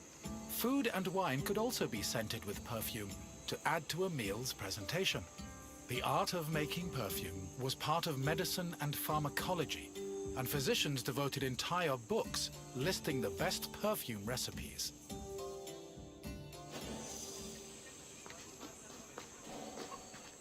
Perfume is made up of two main components: a greasy substance called an excipient, like vegetable oil or animal fat, and an odorous substance such as flowers and plants. For ancient Greeks, the most common excipient was olive oil.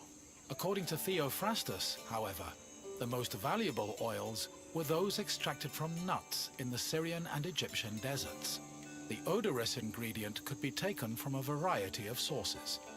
These include flowers like roses or lilies, herbs like oregano, spices like saffron, resins like amber, and leaves from plants. Some fragrances were also imported from outside of Greece, like Indian cinnamon and Syrian frankincense. These exotic scents were considered exceptionally precious.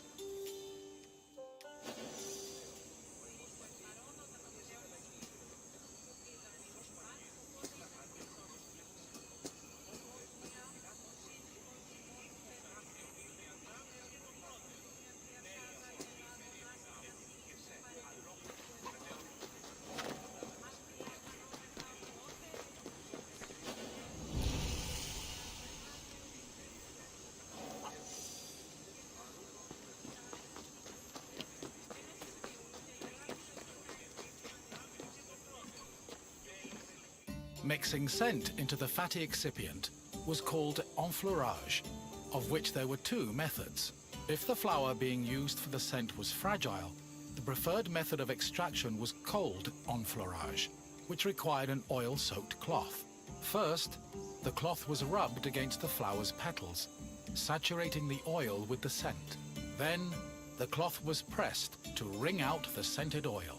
Hot enfleurage involved heating the excipient before mixing in the scented substance.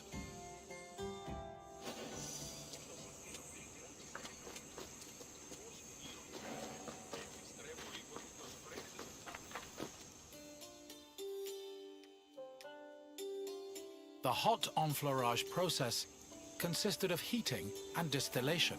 After the scented ingredients were dipped into heated oil, the mixture was then filtered before being pressed and decanted. Once the mixture was complete, spices, coloring agents and fixatives were added, along with preservatives to prevent the perfume from spoiling. Finally, the liquid was hermetically sealed in bottles, ready to be shipped to market.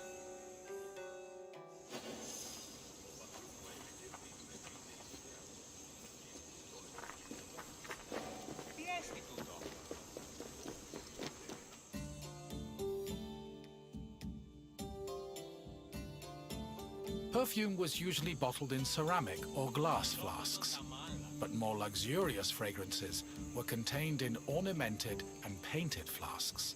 Lekythoi and alabastra were elegant bottles designed for women, while arabaloi were used by athletes. It was common for the bottle's craftsmen to brand them to prevent frauds and knockoffs. Perfume shops were usually located in city centers, befitting of their importance. In addition to selling perfume, they were also sometimes used as meeting places. For example, the perfume shops near Athens' Agora were frequented every morning by the city's youth.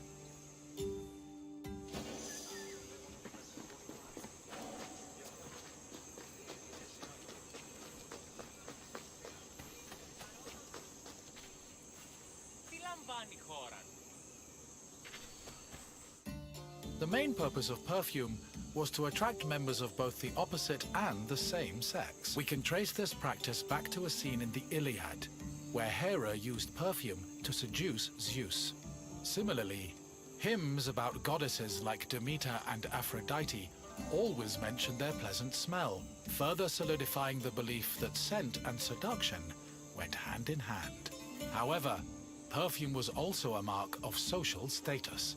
Athletes covered themselves in perfumed oils during their training and at symposia, and citizens were judged based on how anointed, shiny, and perfumed their bodies were.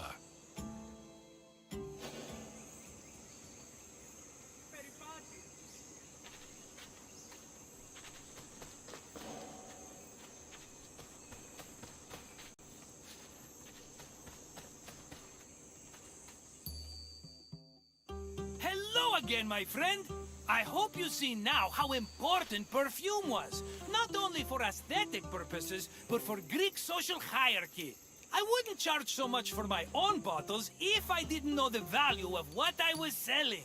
What else can Marcos do for you? Good idea. Let's start with an easy question. Which of the following is an example of an excipient? Yes, olive oil makes a great excipient, and dressing, and medicine. Honestly, we pour that stuff on everything, including ourselves. And question 2. What is enfleurage? I don't think so, my friend. Try a different answer. Correct. Enfleurage involved mixing the perfume scent into an excipient. We're almost done. Just one more question. In the Iliad, which goddess used perfume to seduce Zeus?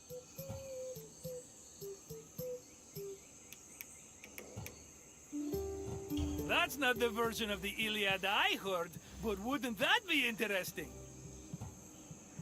A fair guess, but in this case, an incorrect one. Try another answer.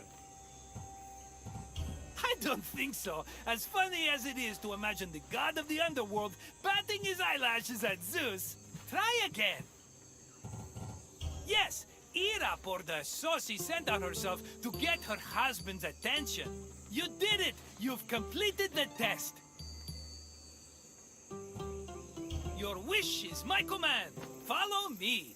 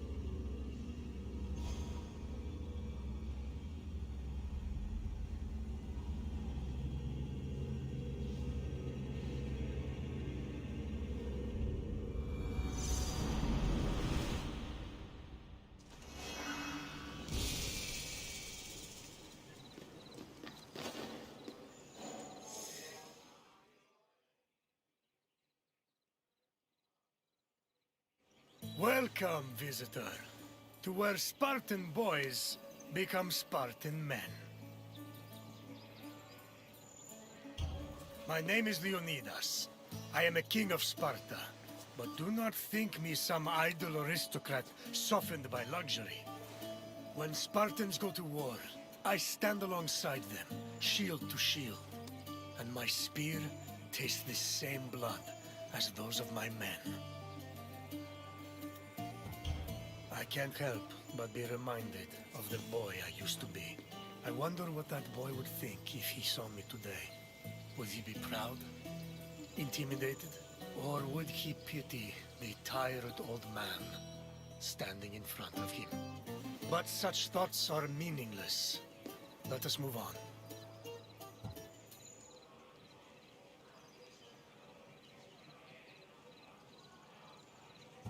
The Agogi was Sparta's strict education system. The strenuous regimen took in the young boys and then reshaped them until nothing was left but the strength, intelligence, and resolve of a perfect Spartan citizen. I will find you once your visit has ended, and we will talk further. Until then, visitor.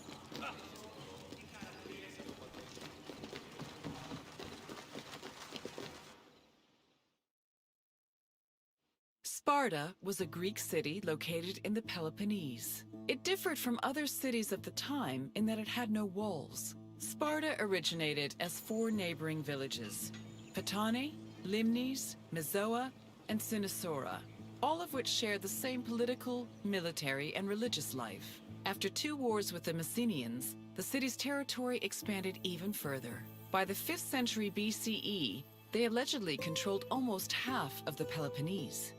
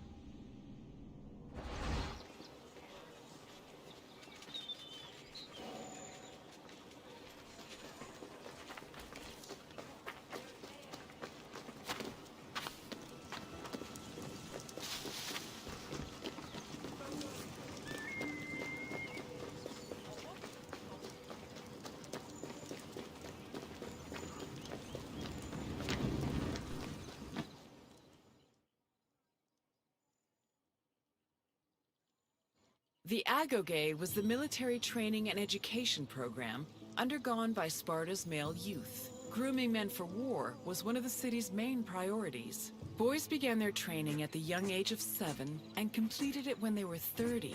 It has been said that Spartan infants were inspected for weakness shortly after birth. If they were deemed too sickly, they were thrown into chasms. However, this information remains unproven. The healthy boys were considered suitable for training. When they came of age, they were removed from their families and were placed into service of the state. Their education included subjects like reading, writing, and even music, but was mostly focused on tough military exercises meant to turn the boys into efficient soldiers. The Agoge was divided into 3 cycles. One for boys aged 7 to 12, one for adolescents aged 12 to 20, and one for men aged 20 to 30. Each cycle included different exercises for refining the body and mind.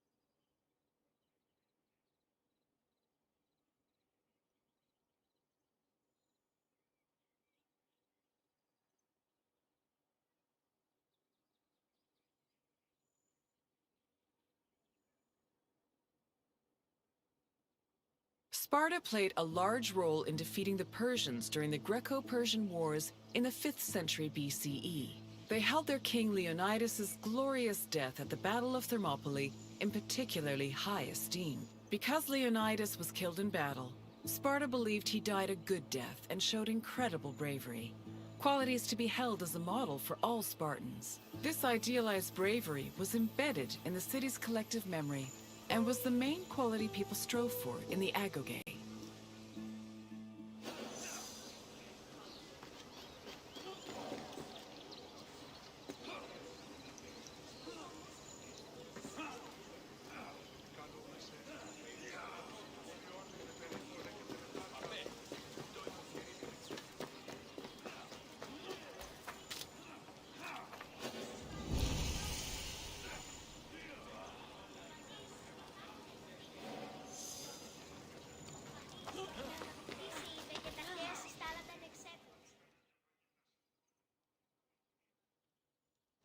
The first cycle of the Agoge focused on boys aged 7 to 12. Each of the boys had shaved heads and wore light clothing.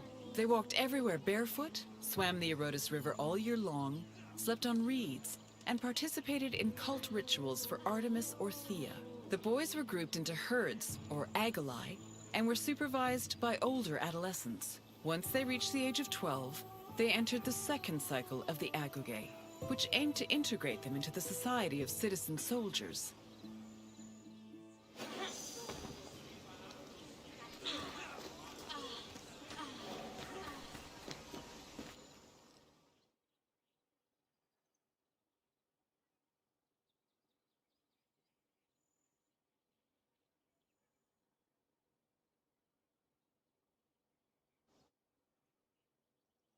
The Agoge's second cycle included boys aged 12 to 20. When they reached the age of 20, the young men were dubbed Erinyes and could officially serve as hoplites in the Spartan army. Until the age of 30, Spartan men lived in communal mess halls called Siskenia. From the age of 22 onward, they were permitted to start a family, but 30 was viewed as a more appropriate age to get married. Spartan men served in the military until they turned 60, when they were designated as elders, or gerontes. However, many were known to continue serving anyway, such as King Archimedes III, who fought in the army until he was killed in battle at the age of 62.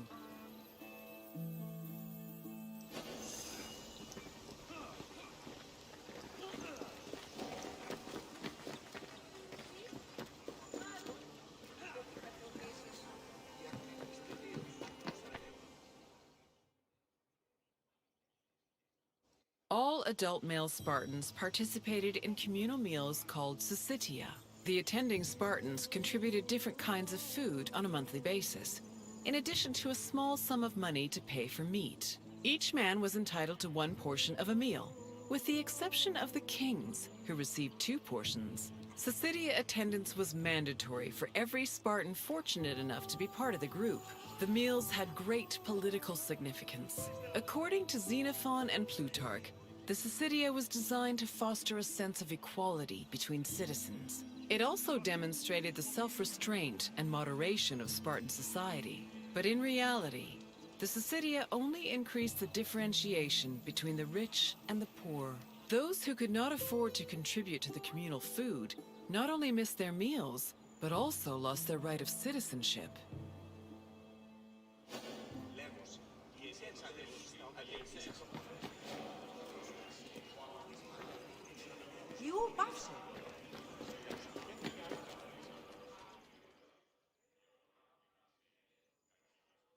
Your tour has ended. As you have seen, the Agoge was not for the weak or faint of heart. But it did its job in producing skilled warriors and shrewd citizens. What else would you like to do? As you wish. Come this way.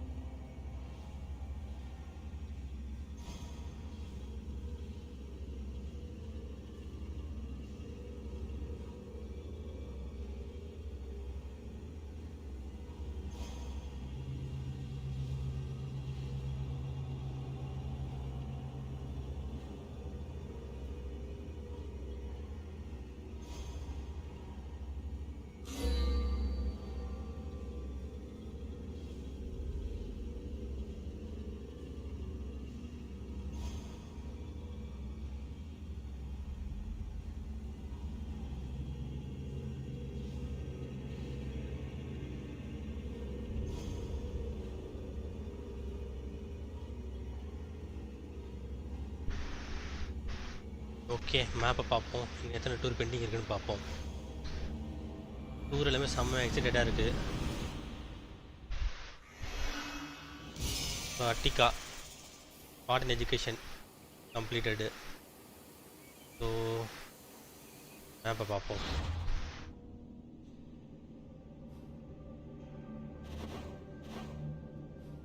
இதான கம்ப்ளீட்டாக இருக்கு.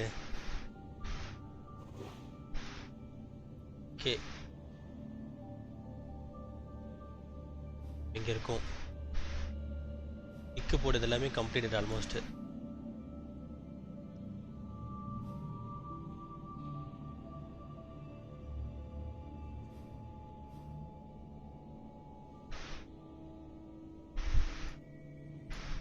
ஆமாம்,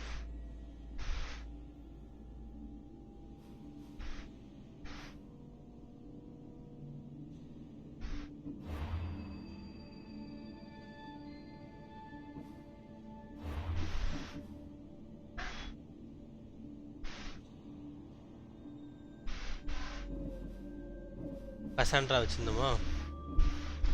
so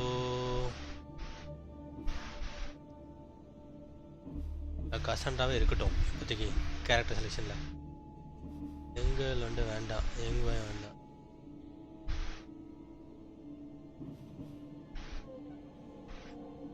character use பண்ணுவோம்.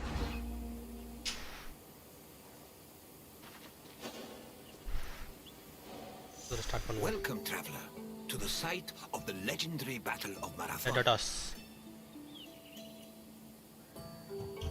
It's truly incredible that such a small place would have such tremendous significance. But then again, even the tiniest pebble can send ripples through the water. Marathon was the location of one of the greatest battles in Greek history. It was here where Athenians made a stand against the might of an imposing Persian fleet. Your visit will take you through the causes of the conflict, the battle itself, and its far-reaching consequences. I will see you again once you're through. Farewell for now.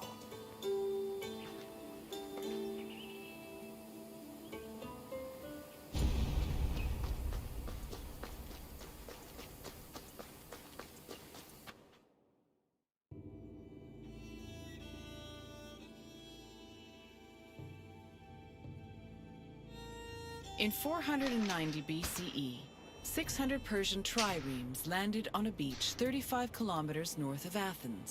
Standing in their way were 11,000 hoplites led by the prestigious Athenian general Miltiades. The Persian forces outnumbered the Greeks approximately 5-1, and yet the smaller force managed to push back their would-be conquerors. The Battle of Marathon was a major turning point in the Greco-Persian Wars, and the Athenians' victory would be celebrated for many years. The modern-day distance-running event is named a marathon in memory of a soldier from the battle who ran back to Athens to announce their victory, though whether this is real or legend is uncertain.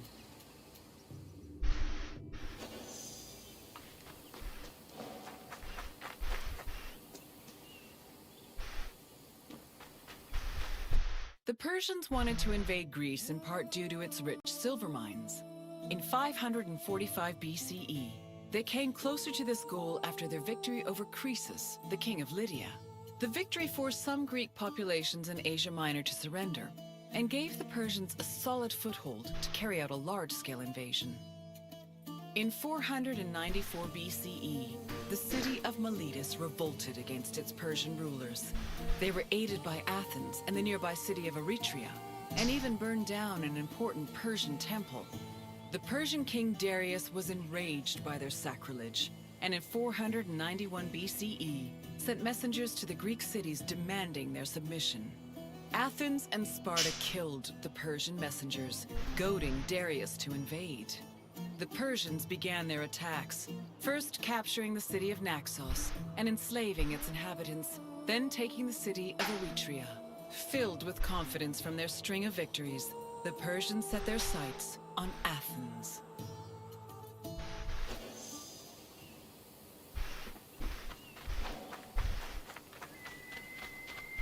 The Greeks were surprised by the ferocity of the Persian attacks. Seeking aid against the upcoming invasion, Athens was forced to appeal to other cities for help. In a surprising move, they asked for aid from Sparta, known for having the strongest army in Greece. The Spartans agreed to the request, but they were unable to send reinforcements in time due to the religious feast of Apollo Carneos, which forbade them from leaving their city until the next full moon. The only extra help Athens managed to acquire was from the small Boeotian city of Plataea, which sent an additional 1,000 hoplites. This was the first time in Greek history that their entire civilization was under attack from an external invader. Despite sharing the same language and same religion, Greek city-states had often warred amongst themselves. The Persian invasion was the first time they realized the necessity of collective action to ensure their survival.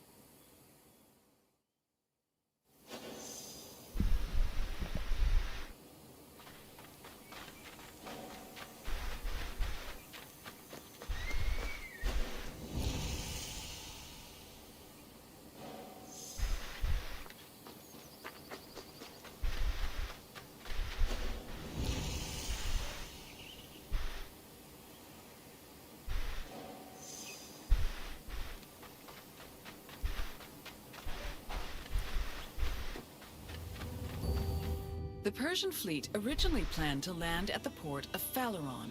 However, the exiled Athenian tyrant Hippias, who sided with the Persians, advised them to land at Marathon instead, where it would be easier to deploy cavalry. The Athenians were unaware of the Persian battle plans and left Marathon undefended. This allowed the Persians to quietly set up camp on the beach, while Athens scrambled to mount a defense.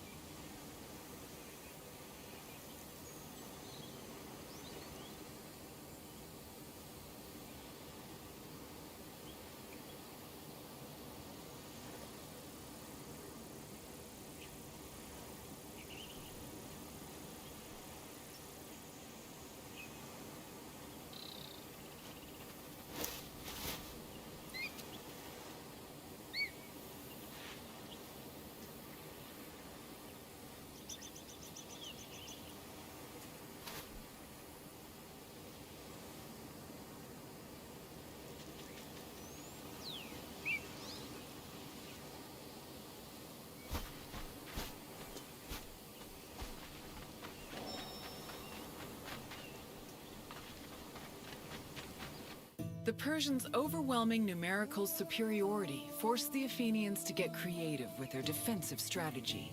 The city sent 10,000 hoplites, along with the extra 1,000 Plataean reinforcements, to a hill located above the Persian encampment.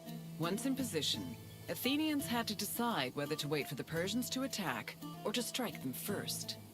Athens' strategists believed the former option was better, but the general Miltiades believed a first strike was more advantageous, as the Persians had their backs to the sea. In the end, Miltiades' opinion prevailed, and the Greeks made their move.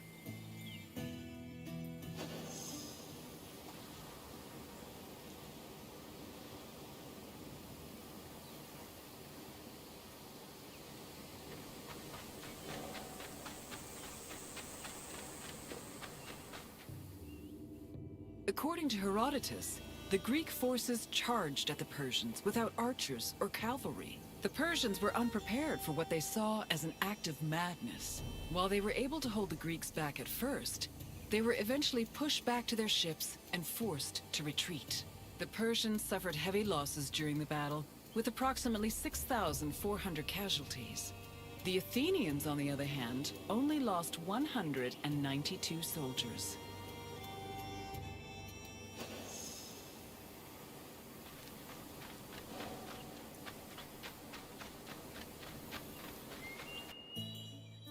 The victory at Marathon was considered miraculous.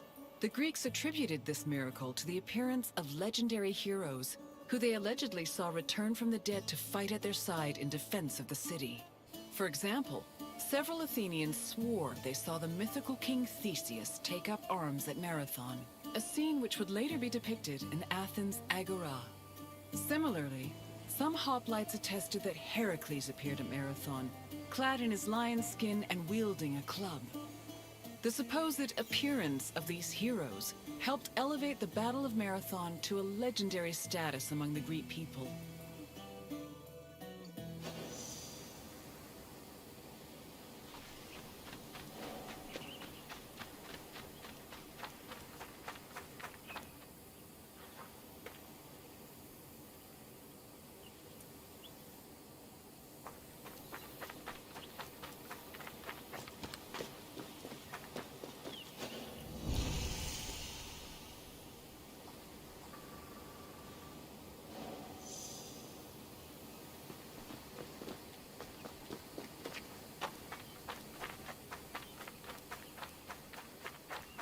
After the Persians fled Marathon, they tried to invade Athens by way of the Bay of Phaleron. However, this gave the Athenians time to return to their city and mount a proper defense. Fearing further losses, the admiral of the Persian fleet called off their attack, and the Persians returned to their empire. Darius was furious at the campaign's failure, and decided to seek vengeance in a retaliatory expedition from both land and sea.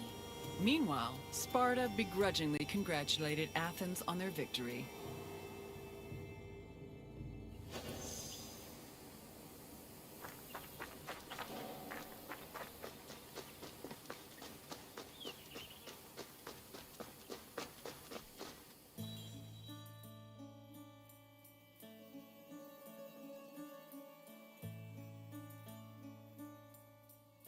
The victory at Marathon marked the beginning of a new era for Athens. According to Herodotus, Athens' success at pushing back the Persians ranked them first in the ongoing competition between the Greek city-states.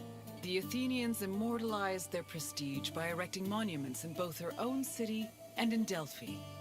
The Battle of Marathon was also perceived as a blow against tyranny. Tyranny went from being perceived as a simple flaw in authoritarian excess to major treason against the homeland, a sin that rulers would take great pains to avoid being accused of. This helped consolidate the institution of democracy for the next 2 centuries.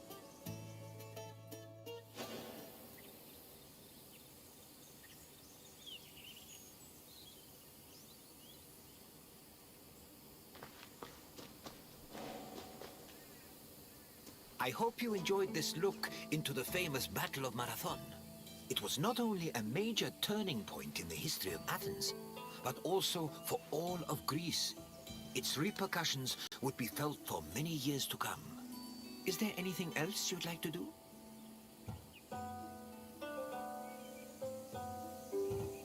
Very well. Follow me closely, traveler.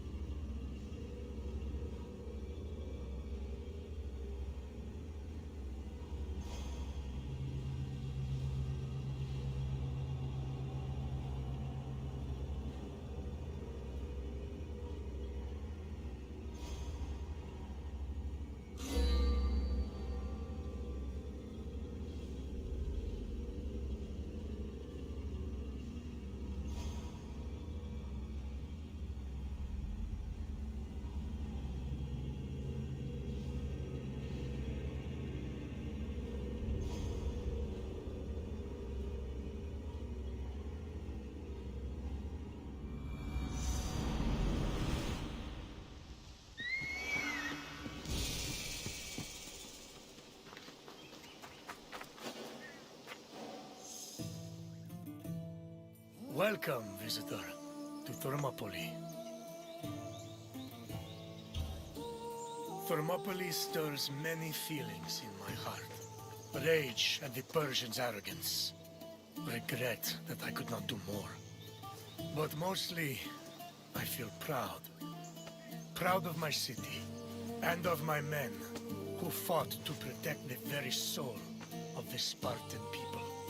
For those few fateful days, they were my brothers. I miss them all. Thermopylae was where a courageous group of Spartans stood amongst other Greek soldiers and held off the forces of King Xerxes, the Persian. When you're done, find me and we'll speak more.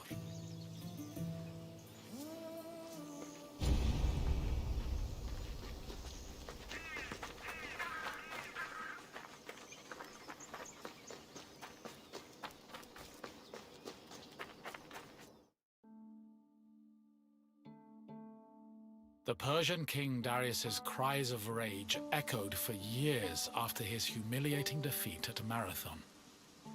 Even after Darius's death, his son Xerxes continued to seek vengeance against the Greeks. According to Aeschylus, Asia was emptied of all its men. Greek spies brought the news of Xerxes' imminent invasion back to their homeland. Afterwards, many discussions were had on the best place to mount a defense.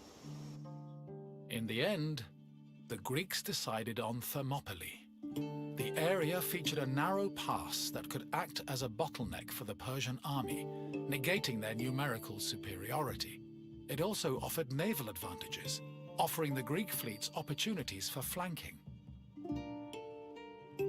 5,000 Peloponnesian Greeks set up at a fort near the entrance of the narrow passage, otherwise known as the Hot Gates. Leading them was Leonidas, a Spartan king who prided himself on supposedly being a direct descendant of Heracles. Leonidas was accompanied by several elite soldiers who together made up the famous 300 Spartans.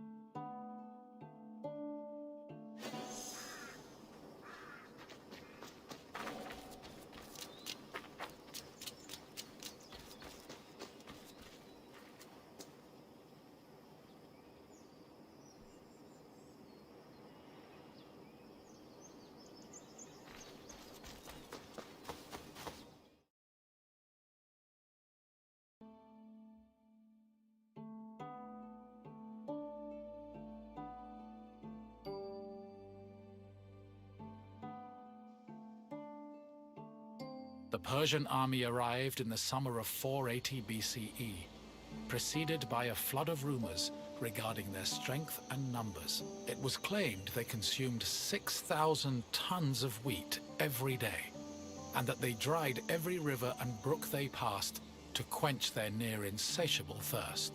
During their march to Thermopylae, the Persians faced no opposition, and in fact, increased their numbers further by recruiting more soldiers from other Greek cities and places like Thrace. According to Herodotus, the last count of the Persian fleet was numbered at 1,207 boats, mounted by approximately 240,000 men. He estimates the land army, meanwhile, was made up of more than 1 million men. The Greek forces at Thermopylae were heavily outnumbered.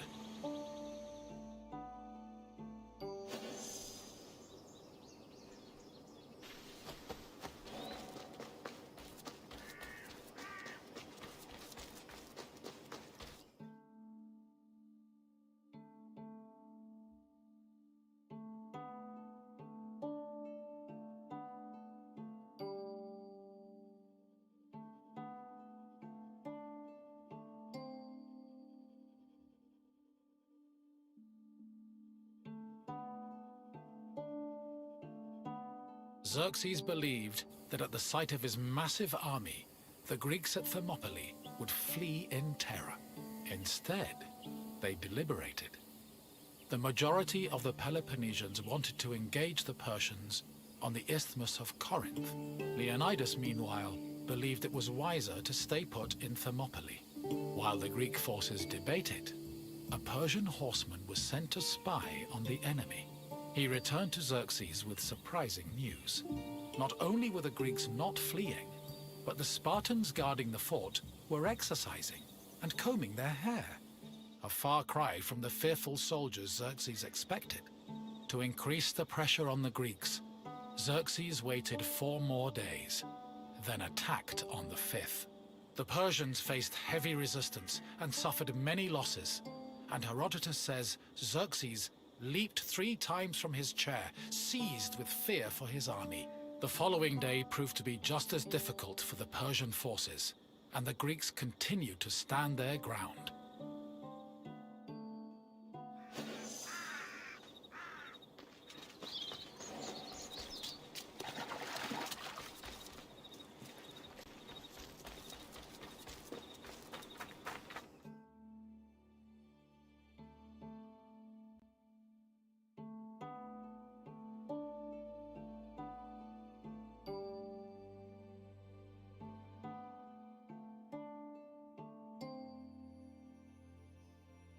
The Persians seemed poised to be held at Thermopylae indefinitely, until an inhabitant from the region came forward with information.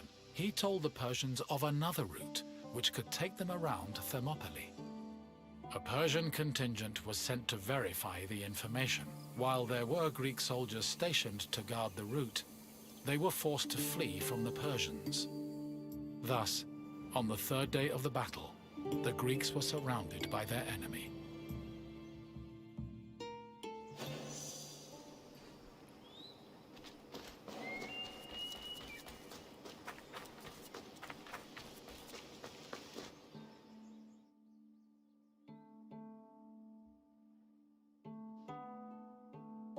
With the Persians both in front of and behind them, the Greek forces at Thermopylae realized they had 2 choices: flee to live another day, or stand and fight till their last breath. Most of the Greeks chose the former option, but some stayed, including Leonidas and his 300 Spartans. For the Spartans, dying a glorious death was one of the highest honors they could achieve. The few members of Leonidas's Spartans who did not participate in the last stand at Thermopylae felt that they had missed an opportunity for honor and either committed suicide or continued living under the mockery and disgust of their fellow citizens. The Spartans' last stand was not only for glory, though. Had they not held off the Persians, the Greeks' retreating forces would probably have been cut down by enemy horsemen.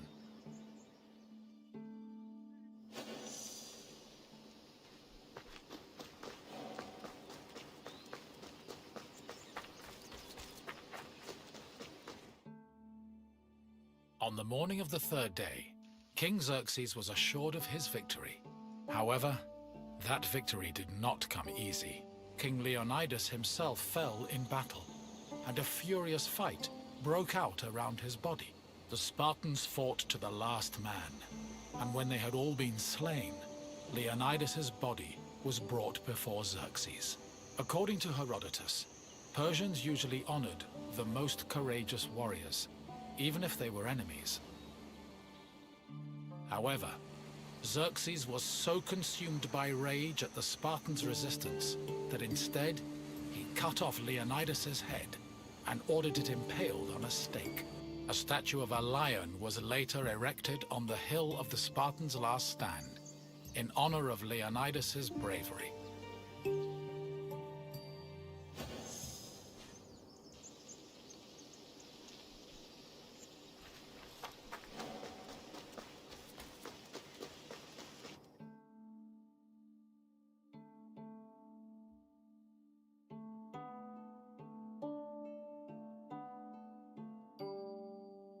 Though they were victorious, the Battle of Thermopylae shook the morale of the Persian army. They had lost thousands of men, while Greek casualties only numbered in the hundreds, and due to the sacrifice of the Spartans, the rest of the Greek army had been able to successfully retreat and regroup. As a result, even as Xerxes set up camp at the foot of Athens' Acropolis, ready to get revenge for his father's humiliating defeat at Marathon, the Persians were more anxious than confident. They were more aware than ever that the Greeks did not fear them and were ready to die defending their land.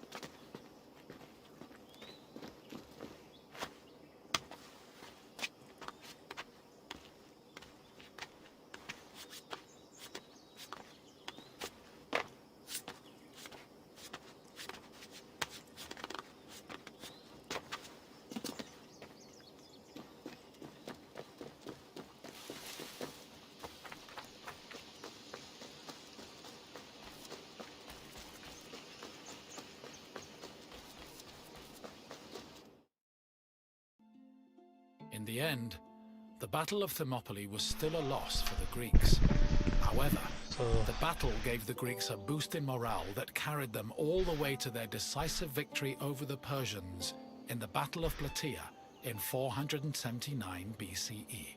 With the war against the Persians finally won, the Greeks were able to honor the sacrifice of Leonidas and his Spartans with memorials and poems, forever solidifying the glory of Sparta's military prowess.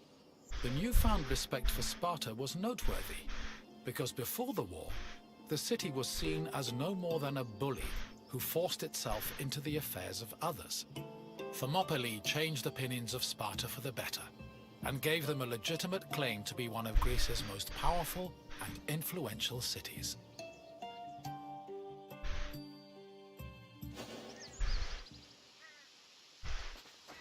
Okay guys, last tour of the today. Near last tour. நம்ம அப்புறமா continue பண்ணிடுவோம். Maybe இன்றைக்கி evening time வச்சு நான் continue பண்ணுறேன். செம்மையாக இருக்குது tour மட்டும். நீங்கள் இந்த வீடியோ ஃபுல்லாக பாருங்கள், உங்களுக்கு ரொம்ப பிடிக்கும்.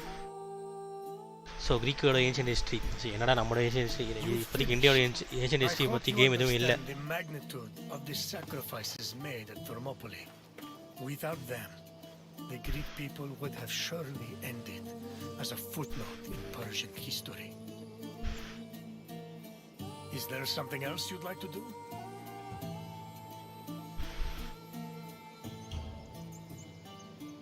Farewell, visitor.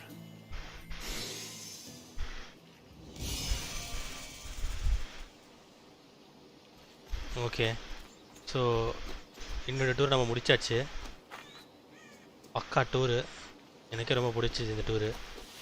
ஸோ இப்போதைக்கு நம்மக்கிட்ட என்ன பெண்டிங் இருக்குது?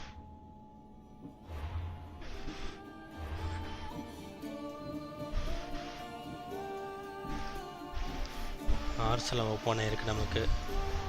ஸோ நம்ம ஸ்டோரி போக போக நமக்கு எல்லாமே அன்லாக் ஆகிருக்கு. நம்ம இந்த கேரக்டர் யூஸ் பண்ணிப்போம். இப்போதைக்கு டூர்ஸில் எத்தனை முடிச்சிருக்கோம்?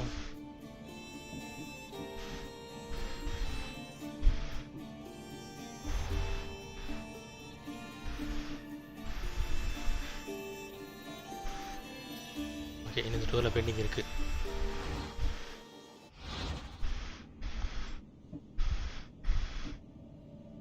ஸோ தேங்க்ஸ் ஃபார் வாட்சிங் த வீடியோ கைஸ். இன்றைக்கி நம்ம ஸ்ட்ரீம் எண்ட் பண்ணிக்கலாம். ஸோ தட் இன்றைக்கின்னு இல்லை, இப்போ எண்ட் பண்ணுவோம். ஸோ தட் இப்போ டைம் வந்துச்சுன்னா நம்ம வந்து நெக்ஸ்ட் ஸ்ட்ரீமை கண்டினியூ பண்ணுவோம். தேங்க்ஸ் ஃபார் வாட்சிங் கைஸ். Keep supporting. சப்ஸ்கிரைப் பண்ணுங்கள், நோட்டிஃபிகேஷனை ஹிட் பண்ணுங்கள். ஸோ தட் இந்த மாதிரி அந்த சுவாரஸ்யமான ஹிஸ்ட்ரியை கூட நம்ம கேமிங்கில் பார்க்கலாம். ஸோ இந்த க்ரீக் ஹிஸ்ட்ரியில் நான் வந்து ரொம்ப முழுகிட்டேன்.